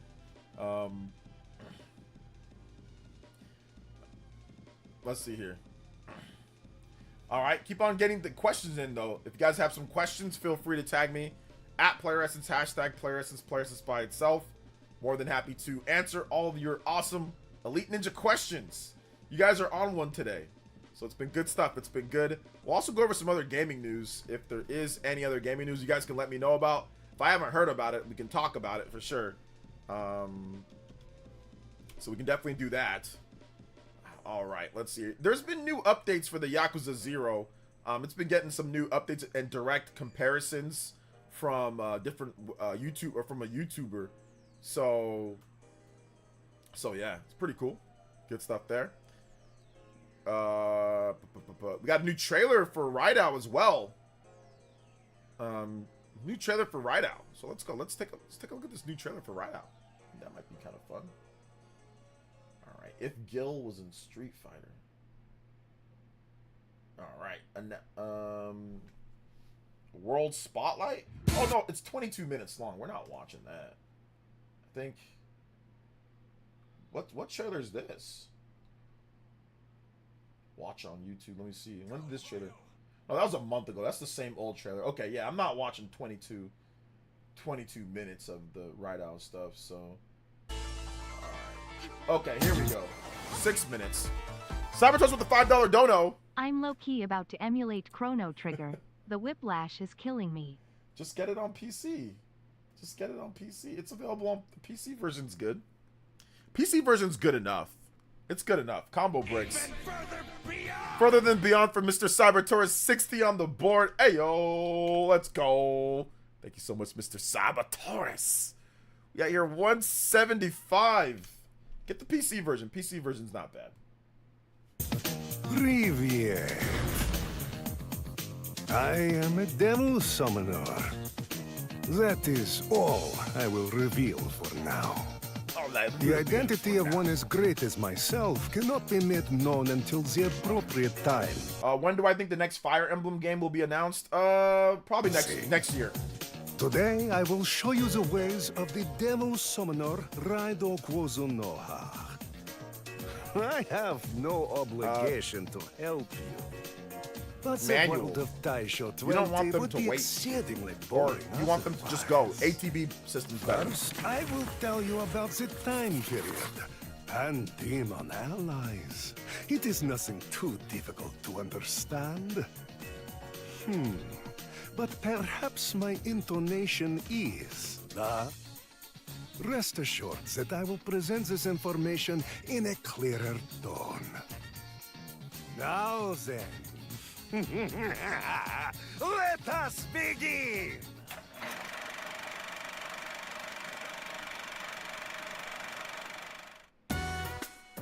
It is the year Taisho 20 in the capital. The city, formerly called Edo, has transformed into a chaotic yet vibrant hub filled with promise and potential. However, lurking in the shadows are invisible inhabitants of another world, known as demons, who scheme to exploit the darkness and vulnerability in people's hearts. The protagonist of this story is Raidou Kuzunoha, a young man living in the turbulent capital. Although he works as and takes on the appearance of a normal apprentice at the Narumi Detective Agency, his true duty is that of a devil summoner, combating demonic threats with demons of his own. Whenever demon-related events occur, he fights as a beacon of justice, protecting the city's people from evil forces. Raidou Kuzunoha investigates strange incidents in the capital, employing the help of his demon allies. Normally, Raidou's demons reside within his tubes, but when he calls upon them, they will appear at his side. Every demon belongs to one order or another, with possession of different special investigative skills depending on that order. For instance, consider Jack Frost of the Frost Order. His abilities allow him to freeze water with his icy chill. He can also calm the mind of a given target. In Yeah, this addition is on to Switch skills too. based on a demon's It's on order, Switch 1 as well. there are also skills dependent on a demon's individual characteristics. Let's look at Mu Shuwu of the Wind Order. The Wind Order's unique scout skill, combined with Mu Shuwu's own fly skill, allows her to investigate areas that Raidou and other demons wouldn't be able to reach. GameCube game you're most excited to possibly get released on the NSO. Beautiful As Joe would be such, good. demons all have special abilities that are crucial to Raidou's investigations. But for as helpful as they can be, these demons were enemies before becoming allies.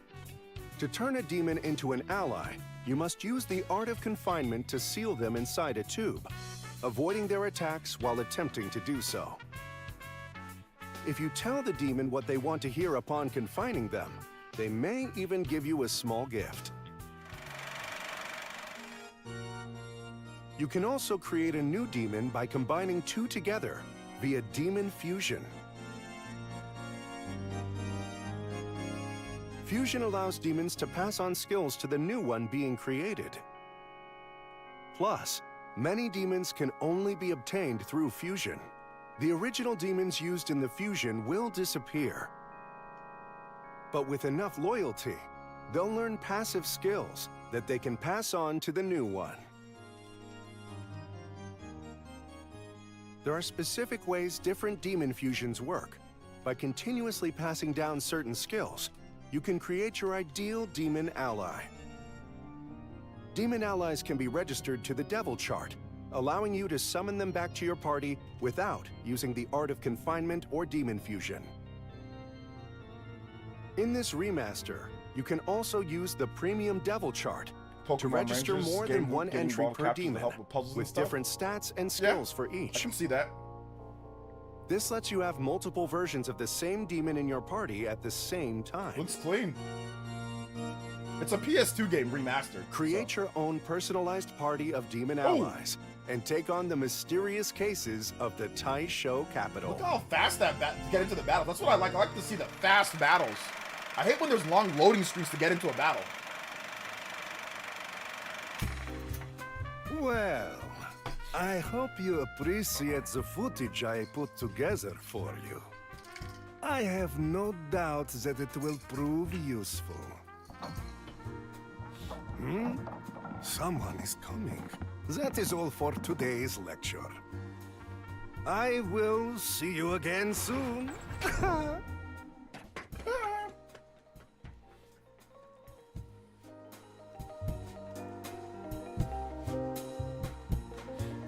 All right, there we go.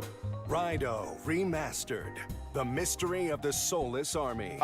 Coming June 19th, June 19th. 2025. June 19th. Look at all those systems. So you got Steam, Xbox Series S and X. It's going to be the best seller on there on Xbox. No, I'm joking. It's probably not. Switch 1, Switch 2, PS4, PS5. So they're putting it out on everything. They've been hitting me up to do something on the game. So I think I'll do something on the game. I'll probably do something on the game. We'll see. Yeah, new trailer for Raidou. Looks good, man. Looking forward to getting it. I don't want to watch too much on it because I'm already going to get it. And I know Atlas likes to just pour on the promo and stuff. So I don't want to watch too much on it beforehand. But yeah, I'm going to get the game. I'm obviously going to get the game. I think I'm going to play it. It's going to be fun. And I'm glad that it's not launch day because we already have too many games to play on launch. So this one comes out a little bit after. So that's good. Cyberpunk with another $5 dono. Shoutouts. One demon I better not see in Raidou. Mara. Nope, don't need to see that ever again. Nope, don't need to. Don't need to see that one ever again at all. Don't need to. I agree, Cyber Taurus. Don't need Mara. That demon should be eradicated from SMT. Eradicated, I tell you. Eradicated. No more. No mas. No more. No way. Jose. Keep that demon out. Keep that demon out. All right, good stuff though.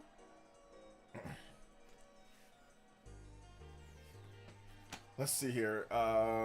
Not quite your game. Yeah, it's not gonna be for everybody. Excuse my ignorance, but is this Persona? No, it's Shin Megami Tensei. It's SMT. Is this Persona? Well, it's like a branch of SMT. It's like Raidou's like it's SMT. SMT came before Persona.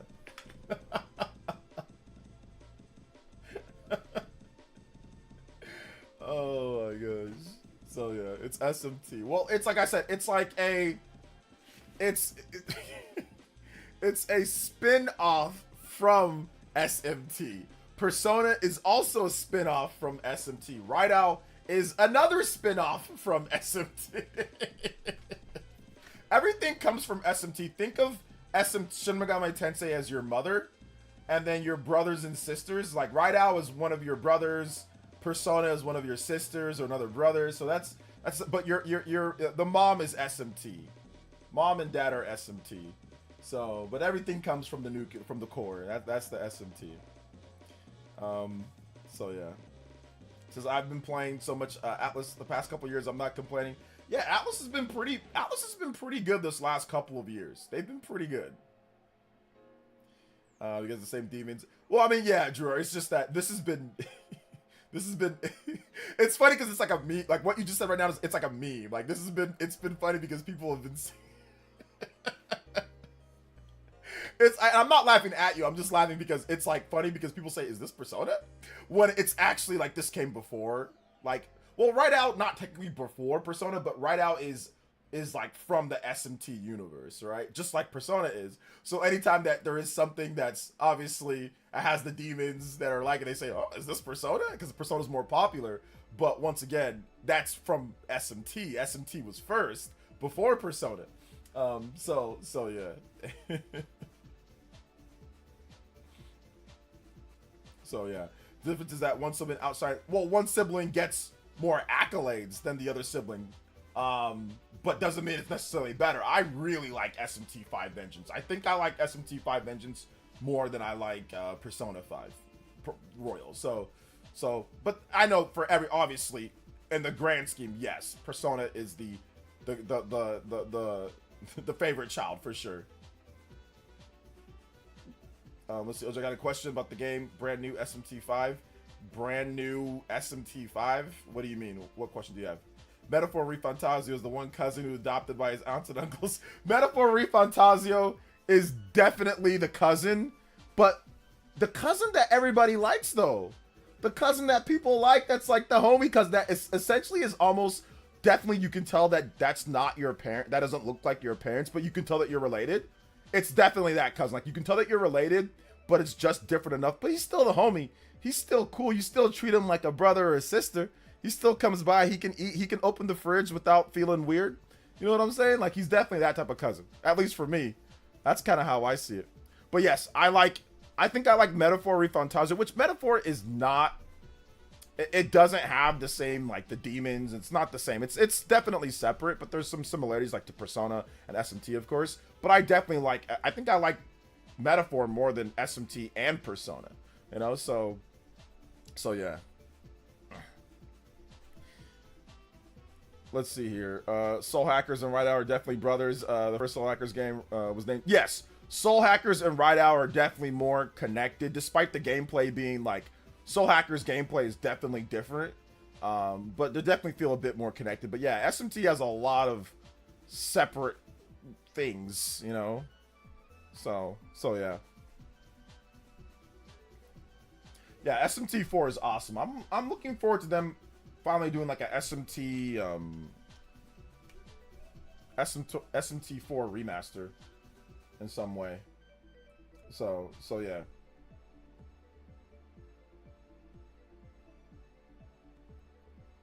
SMT 4 remaster would be good. I ain't talking about the game we got. The Watcher looks like SMT 5. Okay, the game looks like SMT 5. Okay. Yeah, same company, same type of demons and stuff. Yes, Mr. Davis. But it's not SMT 5. No, it's not SMT 5. It is Raidou. Yeah, we have to do the SMT family tree for sure. SMT family tree sounds like a good idea. So yeah.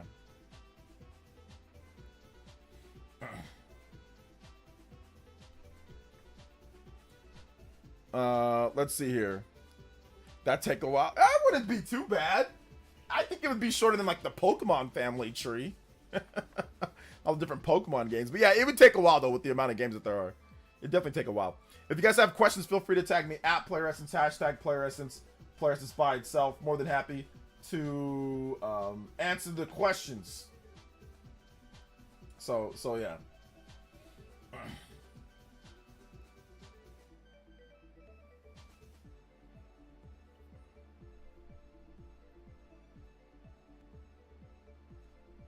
Have you heard about P5 Phantom X? Yes, I've heard about P5 Phantom X.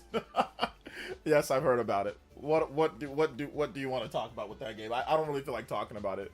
It's just it's a mobile game coming over, so I think I'm done with Persona 5, guys. Persona 5 content and Persona 5, like, I'm done. I think I just need something else. Like, I've played Persona 5 the base, Persona 5 Royal on PS4, Persona 5 Royal on PS5, Persona 5 Royal on Nintendo Switch. I've played Persona 5 Strikers. I've played Persona 5, what was it? Persona 5 Tactica. I've played, I think I'm done. I think I'm done with Persona 5. It's just too much. It's just there's been a lot of Persona 5, and I think I'm good with Persona 5, you know? So yeah.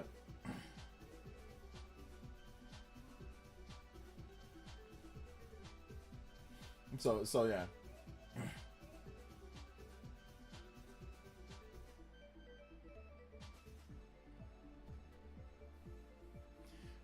Let's see here. Remember, you literally called SMT Persona 5 without the heart? Yeah, everyone liked Persona apparently. Yeah, that was IGN, I think, right? The IGN. So yeah.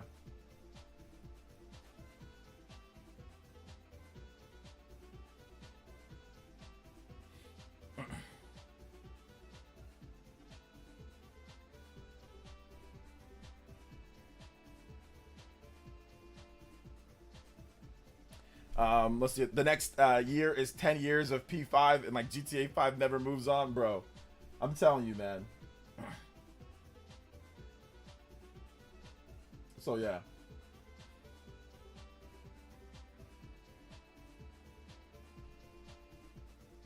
See, my boy told me when Rockstar saw Street Fighter 6 NS2 versus Series S comp, that's what Cyberpunk is able to pull off. They delayed GTA 6 to not miss out on the 15 million or more Nintendo Switch 2 projections. Your thoughts? I don't know about all that.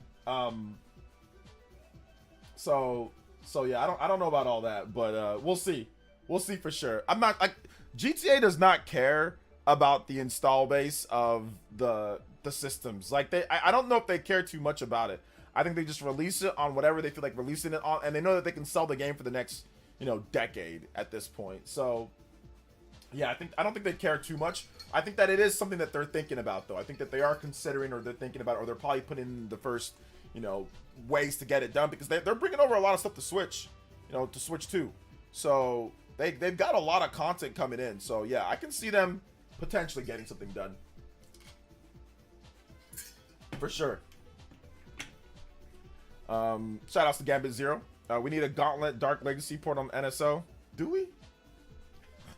Yeah, that'd be nice. That'd be nice. That'd be pretty cool to play like with friends, right?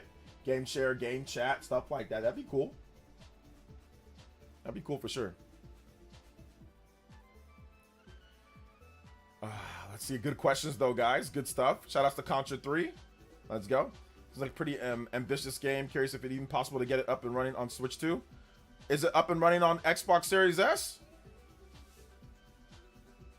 Because it's coming to Xbox Series S. Not saying that if the game comes to Xbox Series S that it automatically can come to Switch 2, but Switch 2 kind of somewhat outclasses Xbox Series S in a lot of different factors, and it's newer, and it's less power hungry architecture and stuff like that. So I don't know, man. If they're willing to actually optimize it and get it going on the Xbox Series S, I think that it could run on Switch 2. That's just my personal opinion. And once again, not saying that the Nintendo Switch 2 is stronger than an Xbox Series S, or that it outclasses it in everything, or that it should be a 1-to-1. What I'm saying is that you still have to optimize just to get it, because there is a pretty good gap between a PS5 or an Xbox Series X and a Nintendo and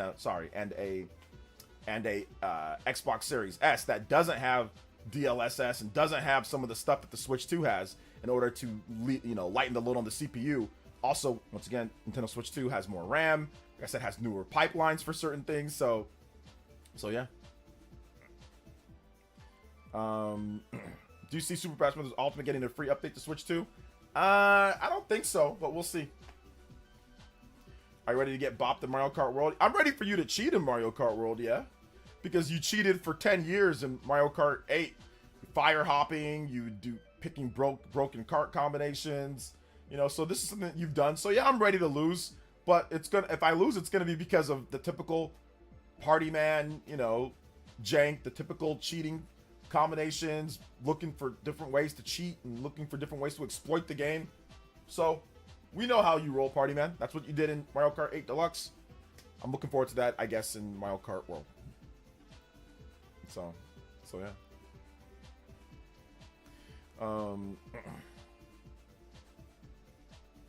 I mean, I think that getting the game running on the PS5 isn't going to be particularly easy either. I think GTA is a huge undertaking no matter what system it's on. It's a huge undertaking. If they wanted to have the best and the most powerful to get it running, I mean, it would just be a PC game if that's the case, because they're talking about the base PS. They show the base PS5 gameplay. If you wanted it to be in terms of getting it the easiest and that's where they want to go, I mean, PC should have been the first platform. It's not on PC. And PC, by far, has the most powerful hardware to work with at the top end. At the top end. So it's not on PC. So what does that tell you? Rockstar does what they want to do, let's see here.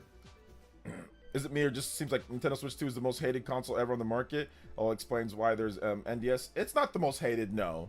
I think that the Xbox One before launch was probably more hated, because the difference between Xbox One and Switch 2 is that people actually went out and bought the Switch 2 and are excited and hyped about Switch 2 and are talking about the games. The problem is that we're living in an echo chamber where there are people just say a lot of negative things, but it doesn't mean everybody's doing that, right? So for example, you look at the Switch 2 and all the negativity beforehand, then you look at the pre-orders, you look at what's going on in Japan, And you're like, oh yeah, there's way more people out there that don't care about X, Y, and Z. So no, it's not the most hated. I think Xbox One by far was the most hated before launch. I'm an innocent player. Innocent? No, you're a cheater. What's up, General Zamora? Let's see. I think Nintendo updating Smash Switch would be a huge mistake. We need a new Smash with online capabilities and more. They can simply shrink the roster. I don't think that an update to Smash Ultimate would be means that we can't get the next thing. I mean, an update is just an update. That's not like they're working on it like with the full development staff or team. If they just updated Smash Ultimate to run at like 4K 120 or something like that, I mean, that's fine if they wanted to do that, but I don't think they will. But yeah, I don't think it would be like some type of like Nintendo Switch 2 edition where they add content and stuff like that. So no, I think they're working on the next Smash. Gambit Zero with the $20 dono. So that's the Gambit Zero. Let's go, man. It says, keep up the great content, OJ. You helped wrap my day. You helped wrap up my day. Yo, I'm so glad that I'm helping, you know, to get your day go by and all that, man. I know how it is. I know how it is. And like I said, I know about the Nintendo derangement syndrome that some of you guys see online. I've seen some of you guys get kind of peeved about it a little bit. And, you know, the one thing that I don't want, Gambit Zero, and I don't think this is for you particularly, but what I don't want is, like, I've seen some of you guys a little stressed over some stuff that people say. And listen, I can't sit here and be a hypocrite and act like I don't get a little peeved with certain stuff. But at the end of the day, I just want to be able to provide a place to where people, Nintendo fans, RPG fans, gaming fans, can just talk about what we like. And if you don't like it, then yeah, you don't have to be here. But we're going to talk about what we like. We're going to enjoy. We're going to have a lot of interaction and conversation. And that's going to be what it's about. Till you don't feel like being here anymore, or till I don't feel like doing this anymore. So that's what I want to do here. I want to have a great community for years and years and years and years and years. So I'm glad that you're enjoying it, man. That's what I set out to do. You know, when I started my channel 15 years ago, when I started this channel, which is crazy. Seems like I've been doing it longer than 15 years, but no, I've been doing this for 15 years. So yeah, thank you. Not this specific channel, but when I started creating content on YouTube. So thank you so much, man. I appreciate that. Let's go. Yo. This is definitely a thing. It's a thing. It's a thing. I think Capcom should port Monster Hunter World to the Switch 2. People still go back and play that game. I don't know if they'll port World. I think they'll probably look into Wilds or just make something different. But yeah, we'll see. I mean, if they went back and ported World, people still do play that game. Yeah, that's true. I would like to see a Switch 2 version of Monster Hunter Rise. Maybe Rise and Sunbreak all in one cartridge. I think that'd be cool. Like, you can just get like a double pack and updated. I think that'd be dope. Let's see here. I think the Ouya is the most hated. Ouya. Yeah, the Ouya was done before it even really started, right? Like Ouya got cooked. Ouya was getting cooked before it even got, or maybe Stadia. Stadia was probably one of the more hated ones too, right? Stadia was pretty bad. Yeah, I'll say Stadia. Stadia was definitely really, really, really hated. People just said, "Oh no, screw this Stadia thing, man. I ain't doing it. I ain't doing it with Stadia." You know. So yeah. Let's see, what else could they do to Smash Bros besides VR? Yes, there's a way more.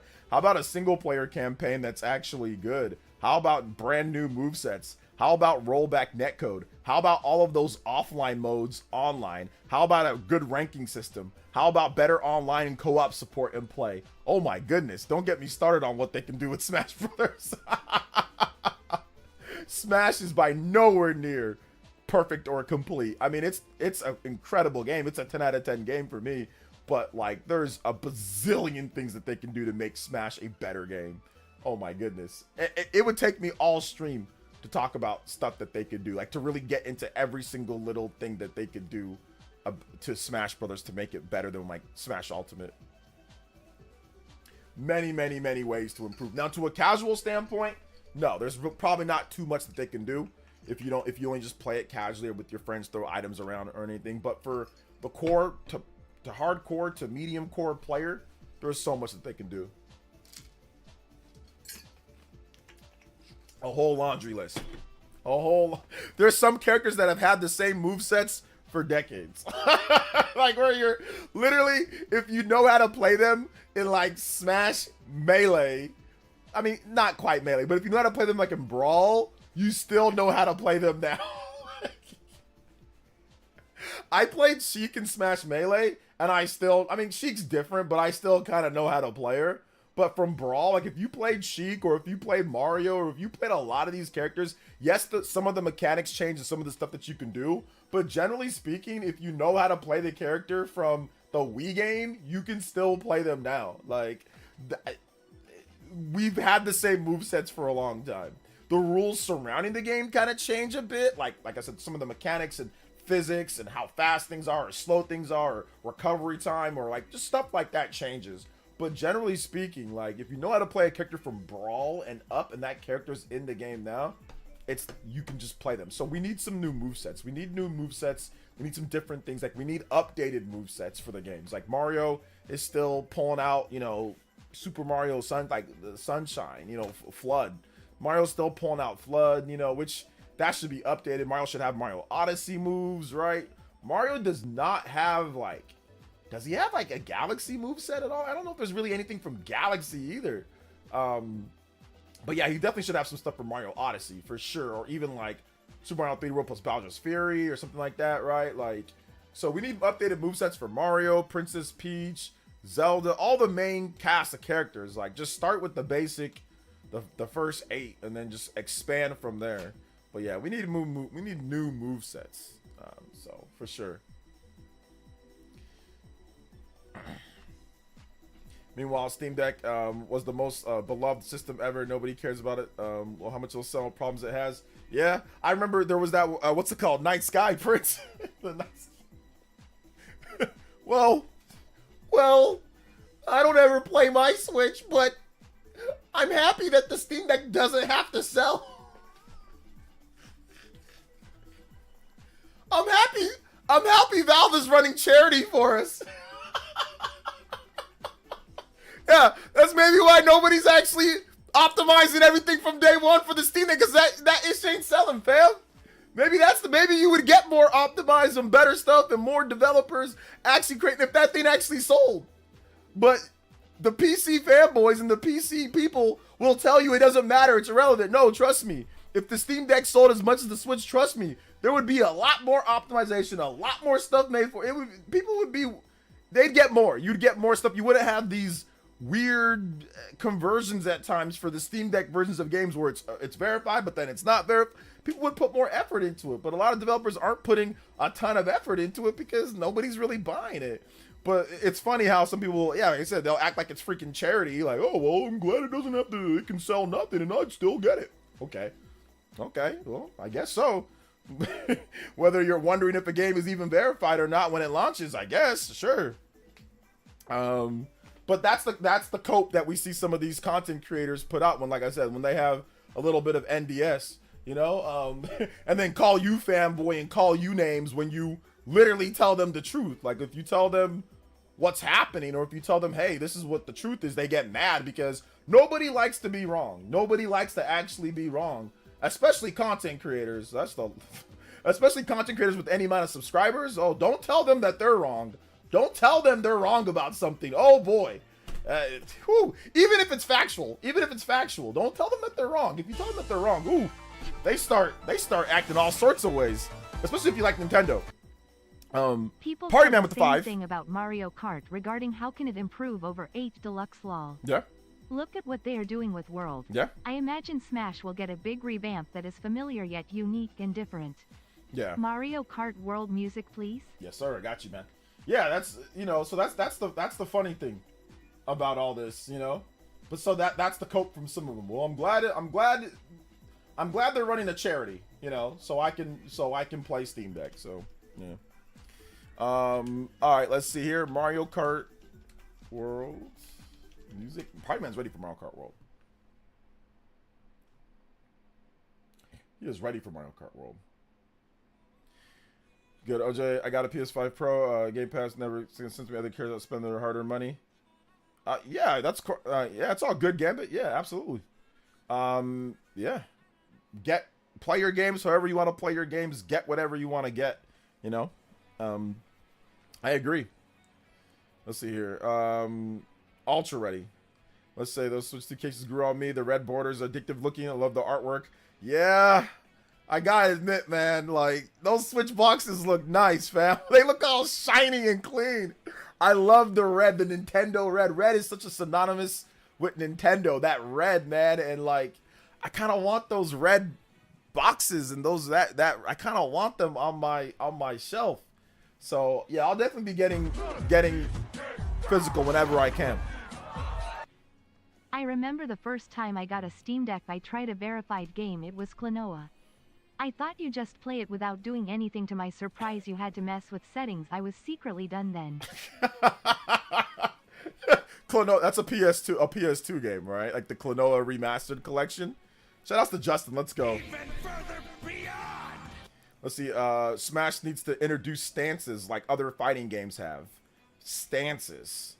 I don't think Smash needs to introduce stances. I don't think it needs to introduce stances. No. No, I don't think it needs to introduce stances. I'm trying to think of a way that I can say, okay, I can see how they, but no, they actually don't need to introduce stances like other fighting games. No, they don't. But yeah, it's all good. I'm sorry. I was trying to think of a way that maybe they could, but there's actually they don't. They don't actually need to do that. We just need new movesets, just like some new updated movesets. We don't need stances. There's no point. Let's see here. Thank God they got rid of those damn red spines. Okay, yeah. I mean, the key cards, I hate the info being on the front of the box. Oh, like the key, man, you have to inform people though. Like, I think you have to do that. Otherwise it gets a little dicey, you know?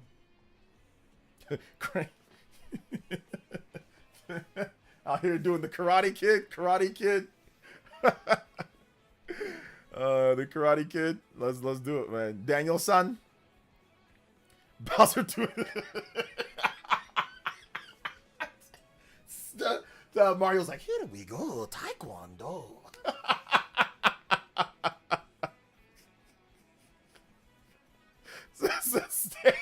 Yeah, it just sounds even worse now that you say it like that. Luigi has weird drunken style Rock Lee. Drunken style. Yo, shout outs to A1. Thank you for the tune-in tier pledge, fam. Appreciate that. Anybody else want to become a tune-in tier? We out here. Let's do it, man. Let's get back to 500 members. We are at 480. Let's get a drive back to 500 with the tune-in tier. Shout outs to A1. Thank you for becoming a tune-in tier member.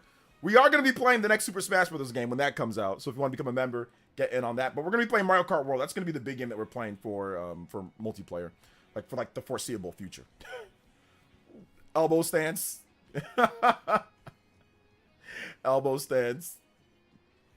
Speaking of Smash, one thing I find funny, Technical's hacks video, he also called out Tommy C. I don't know why Tommy C talks about hacks. He's a lolcow and troll. Yeah, I saw that, and I'm like, is that the same Tommy C from the whole Keemstar thing? And it was. But Tommy C's an absolute idiot, and he doesn't know what he's talking about, and he's just looking to farm views off of Technicals, which he did a terrible job at. So he barely got any views on his videos where he talked about Technicals. So I don't know what the heck Tommy C is. He's a weirdo. He doesn't know what he's talking about. Hey, what's up, Gina, baby? Welcome. What is good? Oh, man. I think that what they're going to do, here's what I think they're going to do for the next Smash. They're going to update the moveset. They're going to have a big update for the graphics. I think they're going to cut down on all the different characters. There's not going to be as many, but they're going to introduce characters via DLC. And I think that they're going to have a ton of, like I said, they're going to have a lot of cool moves. New moves, new updated movesets, new arenas, but then the online plays, they're gonna blow out the online play. So you're gonna be able to play like the strike, the you know, like the strike, squad strike. You're gonna be able to do like the stage morphing. Smash Brothers Ultimate is a much better game than what most people see. If you play Smash Brothers Ultimate offline, it's actually incredible because the amount of options that you have to customize the game are immense. Smash Online literally cuts it almost in half, maybe even more. You can't even play a lot of the stuff. Stage forming or stage morphing, which is an incredible idea to where you can take one stage and then during that stage, it morphs into another stage. That's an awesome idea. You can't do that online. How about Squad Strike, where you can pick a number of people and then you pick them off kind of like one by one in terms of that. That's also not online. So there are a number of things like offline modes that are not online. So I think getting all of that online should be a priority on top of adding a better single player experience, maybe even co-op. in there, and also adding in like more modes and some stuff like that. So yeah. Hey Gloria, yeah, Gloria, I was seeing your comments on the different videos, like of live streams where you missed. I'm glad that you caught a live stream, and I'm sorry that I can't stream more when you're not busy. Speaking of Smash, okay, I already read that one. Hope Chun-Li's in the next Smash game. Oh, that'd be cool. Chun-Li to be in that. That'd be cool. What could they honestly add to Smash? We literally just spent, I just spent right now talking about that, sis. Did you miss what I said? I just talked about it. And Thomasy's just like those brain dead melee community. Now he's blaming technicals on the hack's death. Like, wow, yeah, Thomasy's a moron. I would not pay attention to him. He's not even worth mentioning, to be honest. He's a rat. So yeah. The board game. Let's see, who else could they add in characters? Isaac, Shadow, Isaac. Okay, Isaac from Golden Sun, Shadow, sure. But those are Isaac's first party, so that's a possibility. But I mean, if Isaac didn't get in at this point, I don't see Isaac getting in for like a reboot or like them redoing the characters. So I mean, he could, but I doubt it. Shadow could be a character that they get in, but I mean, we don't know. We don't know who they're gonna put in. We don't know what's going on there. So yeah. No, you were definitely here when I was you were definitely here when I was saying like what they could add. You were definitely here. 100% you were here. I think you just maybe, I don't know, you weren't paying attention, but I definitely said it while you were here. Let's see here. Because I literally was saying it as you asked. I was literally saying what they could add, but it's all good. Justin with the $3. Donkey Kong and Samus are going to be crazy in the next Smash. Yes, we need updates for Donkey Kong and Samus. Both of those characters need updates. Yes. No, whoever Ayumi Tachibana is, whoever that is, they're not in.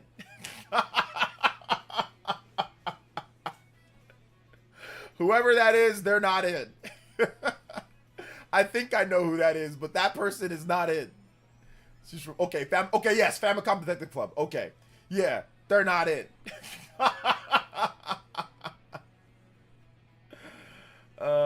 No, it's all good, sis. It's all good, man. I feel you, brother. Sometimes you miss things. Sometimes you miss it. It was just funny because you were asking the question as I was actually saying what they could add, you know. But it's all good.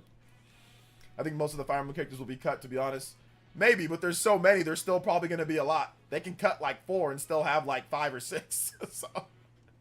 So I think they're still going to have a good amount of Fire Emblem characters. I think they're still going to be like, you're going to get Marth, you're going to get Roy, you're going to get Ike, you're going to get a good amount.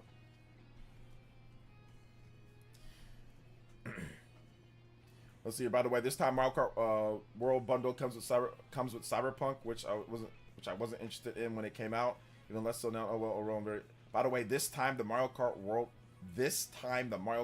Bundle comes out with Cyberpunk. What does that mean, Sky W? By the way, this time the Mario Kart World Bundle comes with Cyberpunk. What bundle? What is that? I don't know what you're talking about. You'll get Lynn. Oh, I'd be down for Lynn. She was an assist trophy in the last one, so I'd be down for Lynn. Hope Nintendo emailed me soon. Told me I should get another email to prepare pre-order Switch 2. I can go to Best Buy before 12 a.m. June 5th just to buy it. Yeah, you could try. Add all the engaged protagonists to piss off FE haters. There you go. Yo, Taurus ATL 2. Thank you for the subscription. Appreciate that. Welcome to the Elite Ninja Village. Appreciate that. Let's go. 2 weeks till Switch 2. Yes, I'm gonna say 1 week because we're skipping this week. This week does not count. So next week is Switch 2. We're already into the. Just assume that this week is pretty much done. So next week is Switch 2. Let's go. That's called premium coat, boys and girls. Premium coat. I'm honestly looking forward to Kirby Air Riders. Kirby Air Riders should be good too. Should be good too. Dun, dun, dun, dun, dun, dun. I think the music's kind of low. OJ, are you cautiously optimistic about Switch 2? Cautiously optimistic? No, I'm just optimistic. I'm not cautiously optimistic. I think it's going to do well. People have been looking for a new system. Xbox Series is obviously not selling anything. PlayStation 5 selling a little bit less than what I thought it should sell. Like, I was actually a little surprised. I'm not saying that the PlayStation 5 is selling bad. It's selling good. But I was actually surprised to only see about 2.8 million for the last 3 months from their financial report. I thought it would be considerably more than that, considering Xbox is pretty much done, right? PlayStation 5 gets everything. They had a PS5 Pro that came out. Switch is obviously on its way out. I think people are kind of gearing up and getting ready to just buy Switch 2. I think there's a lot of excitement for that because Sony sold, I think, 2.8 million. So yeah, there's that. But we'll see for sure. But I'm optimistic based off of what I see, like what actual Nintendo fans are talking about. What I see from actual general people. Oh yeah, I'll get one later, or I'll get one whenever a game comes out that I want, or I'll get one later when, you know, when Donkey Kong comes out, or I'll get one later when Kirby comes out, or whatever the case is, right? Like, or I'll get one Hyrule Warriors, or Metroid comes out, I'll just get one. So people are going to be picking this one up because, once again, I told you guys, it's like a cell phone. I know this sounds weird, but I'm telling you guys, there was a time when cell phones were rejected by a lot of people.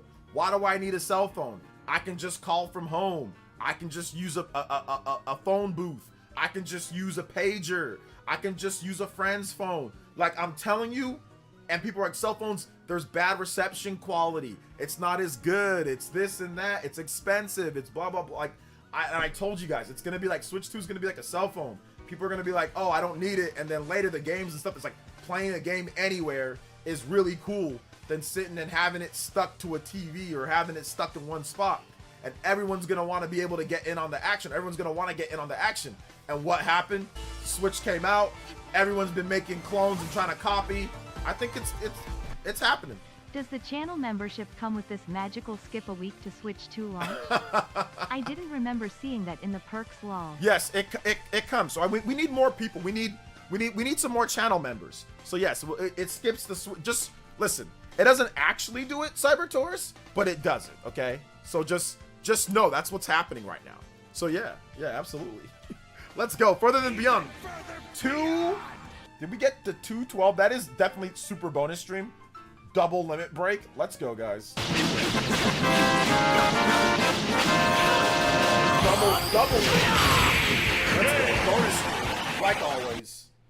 I'm gonna probably get you guys another video tomorrow. We're gonna have a Sea of Stars video at 10 a.m. Eastern, so 7 p.m. or 7 a.m.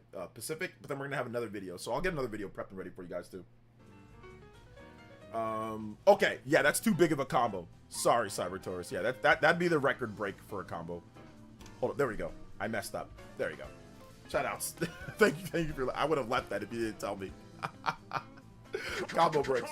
We need more members so we can constantly have 24-player lobbies. We should have enough for 24-player lobbies, and if nobody signs up, then we'll take everybody that goes for the lobby, and then if nobody signs up, then we'll just let people in, or I think afterwards, right? If we need to fill in more people. But it should be pretty good. Like when we did Mario Kart 8 pretty consistently back then, we always, most of the time, had enough people. Like when Mario Kart 8 Deluxe first came out. So for like the first number of probably weeks or months, we'll probably always have 24 people ready to go. But like I said, if it ever gets to the point where we don't, then we can, we can let the chat, like we'll let people that are members join up first, then other people can join in after that. So yeah. Let's see, why isn't Switch 2 hype going crazy? Remember Switch 1 with Etiquette and other people? Switch 2 hype is going crazy. The problem is that you're looking at an echo chamber of people that are just being crazy for no reason. But look at what happened in Japan. How can you sit there and say that Switch 2 hype isn't going crazy when you've got 2.2 million people that are looking to pre-order, when you got a million people that rush to go get pre-orders day one? So it really is. We just don't have. Are there going to be a lot of streams the week of the Switch 2? I'm off 10 days that week. Yeah, exactly. But there are tons of content creators that are very excited about Switch 2 and all of that. So the views are there, man. The views are there. The people are there. It's just, once again, Etika made things just so much better. Yes, we don't have the Japanese perspective. We do if you actually just look at YouTube. We do, but obviously you're not looking at Japanese YouTube. But if you look at the Japanese YouTube, they're popping off and going crazy about it. Even if you look at our YouTube, people are popping off and going crazy about it too. But once again, you're looking at the negative things and not looking at the positive things. But Switch 2 hype is big, man. I'm telling you, it really is. If you just, like I said, look at Nintendo's official channel and look at the comment section of a lot of the different videos from like different games. Outside of like the drop the price stuff after that, people have been going nuts for stuff, man. So it's been pretty good. Let's see here. The hype is real. The hype is real, once again. But you've got people that are like liars.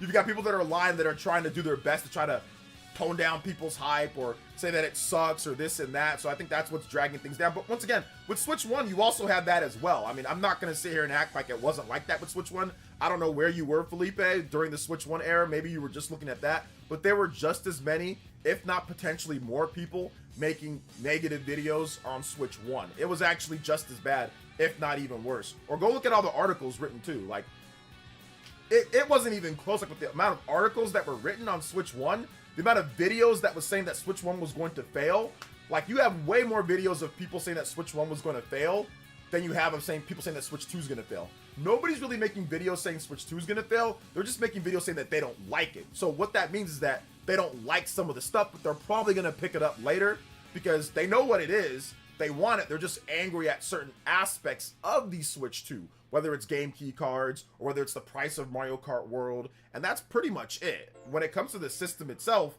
they're actually super excited for it. So most of these people that are even making videos are probably going to end up buying it anyway. So you also have to keep that in mind. They're probably going to end up buying it. Let's see, the hype is technically higher than Switch 1. Yes, it definitely is. There's way more people that are going to buy and get into Switch 1 from the beginning than Switch 2 than Switch 1 from the beginning. That's already confirmed, but, you know, it is what it is. Switch 1 was definitely even worse. Barely anyone was optimistic. Almost nobody was optimistic with Switch 1. Switch 1 was really negative. Like, Switch 1 was so negative to the point to where,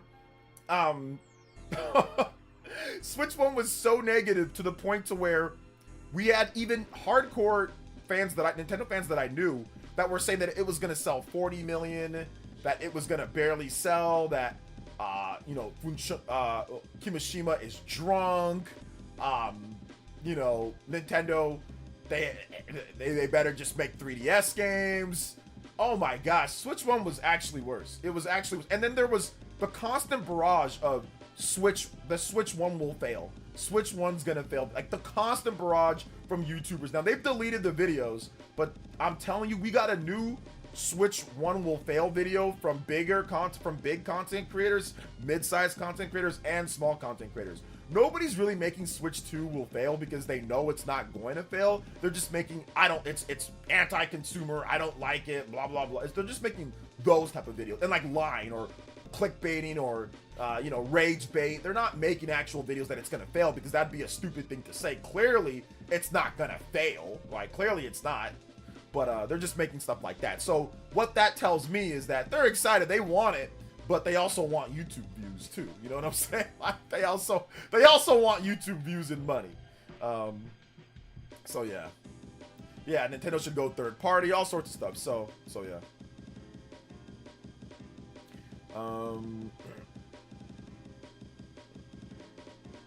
Let's see here. Some people thought that Switch 1 was too expensive, around $300 compared to the $300 PS4 Slim. That is true. Yeah, exactly.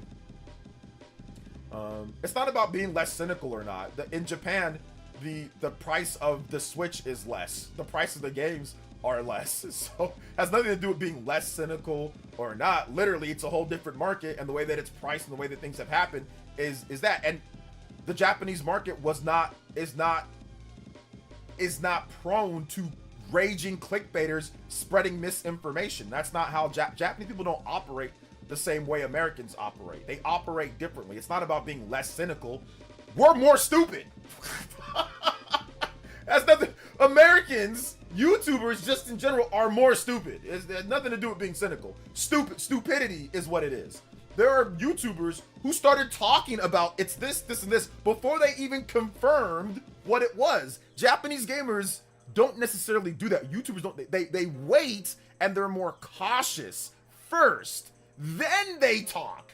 Americans, Westerners, will talk before we confirm.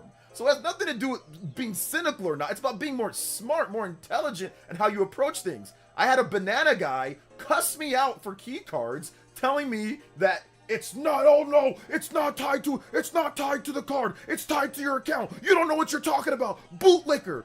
Only to be told right after that he's a dumbass and he's wrong. You know what I'm saying? Excuse my French, but that's what I'm talking about. Americans will do stuff like that. where I said, oh, well, it's this. And instead of just looking, before you even look to see, you're already cussing someone out, telling them they're a bootlicker, calling them names, and doing stuff like that. That is the American YouTuber thing. That is the American commenter thing. They will comment and spread and run with misinformation wild before they even know, and then when they're wrong, they will blame the company or blame them for saying, you have bad communication, you didn't tell me. Then they'll do that. So it has nothing to do with being cynical. That's just how Westerners are. We're brash, we're in your face, we're sometimes we're too quick to judge things, and it's a very different atmosphere compared to that. So I don't think it's about being cynical. It's about people literally okay with spreading misinformation, and then once again, when they're wrong, say, oh, well, it was like, let me give you another one. The Does It Play guy. He gets a fake email about customer service for Nintendo Switch game key cards, right? I like what he does, making sure that games play physical preservation. I'm all for that. But he gets a fake email from someone. He doesn't confirm himself. He doesn't send an email himself. He doesn't verify with other people or anything. The first thing he does is go on Twitter and say, this is misinformation. Nintendo lied to us. They lied to us during their stream. They did they did false advertising. Once again, he's not saying that they maybe did. He's already claiming that they did. And he says they did false advertising. The Nintendo Switch 2 editions just come with download codes in a box. We have a confirmation from one of our users. Dude, it was written like on a DOS paper, like a DOS background. It didn't even look like it was an official Nintendo conversation. The fact that he just took that and ran with it and didn't even try to verify with maybe like another site or someone else, he just took it and ran with it. He just ran because they're so quick and eager to talk about something. So then actual Nintendo content creators and people said, well, wait a minute, I've talked to Nintendo support. It doesn't look like that. So then Nintendo Prime and other people emailed Nintendo actual customer support, and it showed them the type of email, how it looks like when Nintendo customer support actually gets back to you. And it was completely different, and that one ended up being fake. So somebody fabricated the customer support thing, and they didn't even take the time to wait, and that got thousands of views. Now, when he was confirmed to be wrong about that, right? When he was confirmed to be wrong, what did he do? Did he apologize and say, you know what, my bad, guys, I didn't confirm, you know what he did? He said, whatever, there's multiple conflicting statements, who knows what's going on here, there's bad communication, we'll test it when we get it. He didn't say, my bad, guys, I didn't confirm myself, I didn't do that. He says, there's multiple conflicting statements. No, it was just your statement. It was just your statement. There was nobody else that was saying it. It was just your statement. So that's what I'm talking about with Western media and with gamers. We're so quick to jump the gun on things compared to the Japanese media, right? $90 games. Well, Americans apparently don't know the difference between euros and dollars. You know what I'm saying? American websites do not know the difference between what a euro is and what a dollar is. So they sloppily said $90 games. That still people are running with today. I saw a video with a content creator with over 1 million subscribers that does shorts on TikToks and YouTube say literally pull up the price of Mario Kart, Donkey Kong and say $90 games, and he was literally looking at $80 and $70. I kid you not. It's a popular white guy that does YouTube shorts that's just been super critical of Nintendo, which is fine, and he pulls up $90 games, and it literally says 80 and 70 on the page that he's looking at, and he says $90. That is what I'm talking about with Western media. He literally pulls it up, and it says 70 and 80, and he said $90 games. This is what I'm talking about with, and by the way, million plus subscribers, not comedy, not satire, actually being real. And he was basically seething or coping because the pre-orders were doing so well. So he was responding to people saying, okay, well, you thought this was going to be a flop, because he made videos and shorts saying that this is going to be a flop and anti-consumer and all that. So then when the pre-orders came out and that they were really good, he made, of course, a salty video complaining about the price of games, saying that they're $90, when literally he pulled it up and it was 80 and 70 for Donkey Kong Bonanza, which was hilarious. That was like, I'm like, did I miss something right now? Did he just say 90 and it literally says 70 and 80 on the screen? Like it says 80 on the screen. Okay. or it said 80 for sure. It did not say 90. So that was the hilarious thing. That is what Western media does. That's what Western media does. That is the top. Now, once again, there is room for good criticism. The game keycard stuff, you've seen it from lots of people. That is fair. The Mario Kart pricing for that game, that's fair. If you want to talk about that, right? Like there's things that are fair that I agree with, that I've made videos on, keycards, whatever. But then there's some stuff that just people are just quick to jump the gun and they don't want to actually research. And that's the difference between Japan and the US. You know what I'm saying? There's a little bit layer of respect, you know, and the Japanese people do not have this type of Nintendo, the devil type of attitude that a lot of people have here as well. You can look at the Power World lawsuit just to look at that as well. So yeah.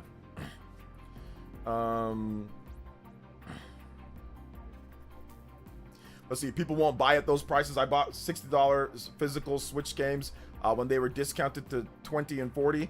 People won't buy at those. Well, we'll see, Neil. We'll see what prices people will buy at. So Mario Kart World is coming out. Donkey Kong is coming out. That's going to be 70. So we'll see how well Donkey Kong sells, and we'll see how well Mario Kart World sells.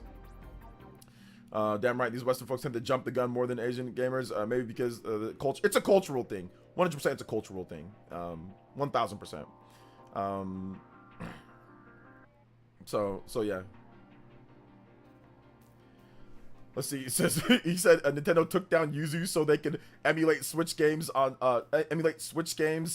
Switch 2. He took down Yuzu. Well, Nintendo's been taking down emulators and been taking down stuff even before Switch 2 was a thing, right? So they've been taking down ROM sites and taking down emulators and trying to do their best even before Switch 2 was a thing. But even if that was the case that Nintendo did that, that's their right to do that. If they want to emulate and say, hey, look, you want to do it on Switch 2 and you got to buy it officially, then that's fine too, right? Then that's within their right to do that, you know? So yeah. From what I understand, at least. Let's see here. People are buying Ghost of Yotei at $80, even though there's a $70 option. More people are buying Ghost of Yotei at $80, even though there's a $7 option. That is true. That is true. Also, Tears of the Kingdom also sold 20 million copies. I mean, not all of it was at 70, but a lot of it was. So Tears of the Kingdom also sold pretty well at that. So I think it's going to be from game to game. You know, some games, obviously, you can charge more and you could probably get away with this. Some games, you probably can't. Now we're seeing something like Doom the Dark Ages. There's been talk about Doom the Dark Ages, that game's not doing so well, right? Because of the player count and because of other things, because it's $70. But I think that Doom the Dark Ages is a little bit of a different thing, because a lot of people buy Doom when it's dirt cheap. Doom has been a game that historically has been dirt cheap. Like, if you just wait a little bit, Doom is like, bro, it's like $20 or $30 or something. It's cheap. So I don't know how many people are going to rush out and buy Doom the Dark Ages at $70 when you know Doom is probably going to be cheaper down the line. So there's also that, but we'll see. Tears of the Kingdom is one of the best games of all time. Not the norm. Okay, we'll see. Like I said, we'll see. We'll see once it comes out. We'll see once it comes out. We will see. I don't think Doom games are day one buys, but that's me. Let's see. The West gets bewildered on how Nintendo dominates Japan, and the PS5 continues to sink. I think maybe a little bit, but yeah. But we'll see. Like I said, we'll have to wait and see, guys. my tagline. The question isn't people are going to buy Switch 2 or the games. This question, will people keep up with the price increase through time? The next 15 years, we'll see. 15 years, we'll see. I think that there's definitely going to be some, like I said, there's going to be some things to help drop the price. I think there's going to be like maybe a voucher system. There's going to be things that are, in, there's going to be sales and discounts every night, like, probably small sales and discounts on some of the games and stuff. So, and like I said, people will find their ways. They'll buy less other things and buy more stuff if they want. Like, so people that are core Nintendo fans that want to buy the games will buy the games. People will sometimes, hey, I'll trade in a game. I need to save that extra $10 or $15. So people will find ways. They've always found ways, just like they still find ways to buy movie tickets, so they still find ways to buy all sorts of stuff. So people will find ways to buy stuff like they always do. Like I said, you'll probably just subtract from somewhere else to add to somewhere else. For me, I know what I've subtracted from in terms of things, and that's buying PlayStation games. I used to buy PlayStation games like day one. I used to buy them full price day one. I do not do that anymore. I do not buy PlayStation games day one full price. I still do all the other stuff that I do, support my other homies, blah blah blah, whatever I need to do, right? But I don't really buy a lot of like $70 PlayStation games day one. I don't, or even $60 PlayStation games. I don't. I only buy what I really want and support like what I really want, you know? So that's just something that you got. Everybody's going to make adjustments, you know? Everyone's going to make adjustments. So yeah. I got both new Doom games at $9. Yeah, I bought Doom. I bought Doom Eternal on the PlayStation 4 for $5 at Walmart. So yeah, I bought Doom 2016. Do I have Doom 2016 on PlayStation 4? I don't know if I do.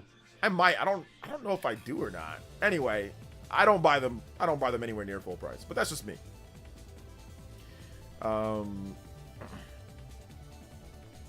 So yeah. Do you think we're gonna get vouchers for Switch 2? Yeah, I think it's possible, Drew Arco. Yeah.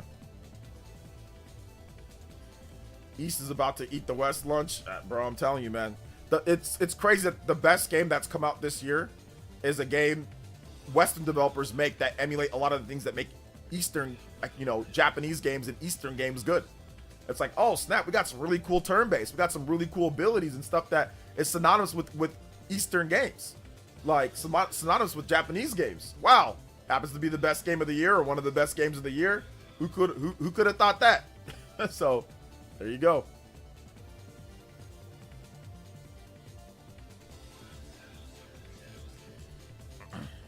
Mario Kart World is not sold out. It's not sold out at this point. You can't sell out of a game, a game that's also going to be digital, so it's not sold out. Mario Kart World's going to sell really good though, but the problem with Mario Kart World and the sales is that the bundle sales are going to be counted within the sales, so we're not going to know. Nintendo does not separate digital and physical pack-in or not. They don't. Those pack-ins that were for Mario Kart 8, those were counted as the sales, so there's not really going to be any way to tell. Nintendo is not going to let us know about how many games sold at that $80 price tag compared to the $50 bundle. The only way that we're going to be able to tell, maybe even a little bit, is after the bundles run is done at the end of the year, and then we get some sales data of how Mario Kart from each quarter is doing. Like, how many more is it doing? Because that bundle's no longer, the main bundle that people buy. Like, it just sells it separately. So it's not going to be till next year. We won't know for probably mid next year. That'll be like I said, yeah, mid next year or yeah, later, because the bundle's going to go all the way through to the end of the year, or right before the end of the year. So yeah, so we're not going to know for a while. So there's no point in arguing back and forth. It's just we'll wait and see. We'll see. If nobody's going to buy the game, then they'll have to they can drop the price of the game, drop the price and see if people buy it then. So if nobody buys Mario Kart, at that price, then they'll have to drop the price and we'll see. So there's no point in arguing about it back and forth. Unless you're trying to put money on it or something, then y'all make a bet or something like that. But there's no point in going back and forth. We'll see next year. Let's see. A $4 Street Fighter Amiibo are nasty. I can't lie. I'm still gonna, still got me on 4 Zelda ones though. I have to keep that universe of Amiibo complete. 31 separate statues. Yeah. Unfortunate with the Amiibos, but those are made in China, and China has tariffs that are tariffing right now. So those have pretty crazy tariffs going on right now. So there's nothing really that you can do about that, right? That's just we're just kind of screwed. So yeah. So they're still trying to Mario Kart World physical. My local stores, either that somebody's store's line. Okay, yeah, I don't know how many copies of Mario Kart. Okay, your own store. Okay, your own store might have sold a lot of them, but yeah, we'll see how it goes later down the line, right? Shoutouts to Super Christian Me World. Thank you so much, man. Appreciate you, but. We're going to wrap it up here, guys. We have hit our limits. 220 on the combo board. I appreciate you guys coming out to tonight's stream. Make sure you check out my most recent video. If you have not subscribed to the channel, please subscribe to the channel right now. We need another subscriber to get us to 26,500 subscribers. So somebody that is not subscribed, hit that subscribe button. Check out my most recent video. We're at over 19,000 views on that most recent video, so definitely good. Sea of Stars action tomorrow as well, so that should be fun too, talking about Sea of Stars. A lot of good stuff to go over, so check out my most recent video, guys. There it is. Like I said, good video. A lot of you guys watch it. It's on Cyberpunk. We get new footage of Cyberpunk. We talk about Metroid. Tomorrow we're going to talk about Metroid Prime 3 and Hunters. I've got some more information that I think I can dig up and want to share on that. We're going to discuss some other stuff as well, so it's going to be a packed 2 weeks leading up to the Switch 2. It's going to be packed, man. So, like I said, guys, get ready hold on to your butts. Let's go. Get your exercise in. Get your sleep in. Get your everything in. Lose some. Get ready. Lift some weights, because when the Switch 2 comes out, you're probably not going to want to do any of that. You're going to be playing games. So get all your workouts in. I'm not missing a day of a workout this week. This week and next week, I'm going to be on the rock mode. I'm going to be working out, taking my protein, because I ain't missing a day, because there might be a few days the following week where I ain't doing nothing but eating, sleeping, editing, and playing video games and taking care of my boy, of course. So being a dad, of course. So make sure you guys check out my most recent video if you haven't seen it. Subscribe to the channel. If you're not subbed already, subscribe to the channel, because we've got so much more good stuff coming up, man. So thank you guys so much. Hold the line. And also, we want to go over the top community board members. We got to go over the top 3 for right now. So shout outs to 91 Gamer with 225 XP for the stream. Cyber Taurus coming in at number 2 with 300 XP. And Dior coming in at 300 XP. Thank you to everybody that chatted, though. Shout outs to all the top 10 as well. So I'm going to put this up before we go. This is actually pretty cool. I like this community feature thing. So we've got the top 10 that will end this stream out, though. Here's the top 10. Thank you guys so much, though, for everybody. I'm going to go through everybody here, though. So Dior, shout outs, man. Cyber Taurus, 91 Gamer. Shaw X Mario, 123.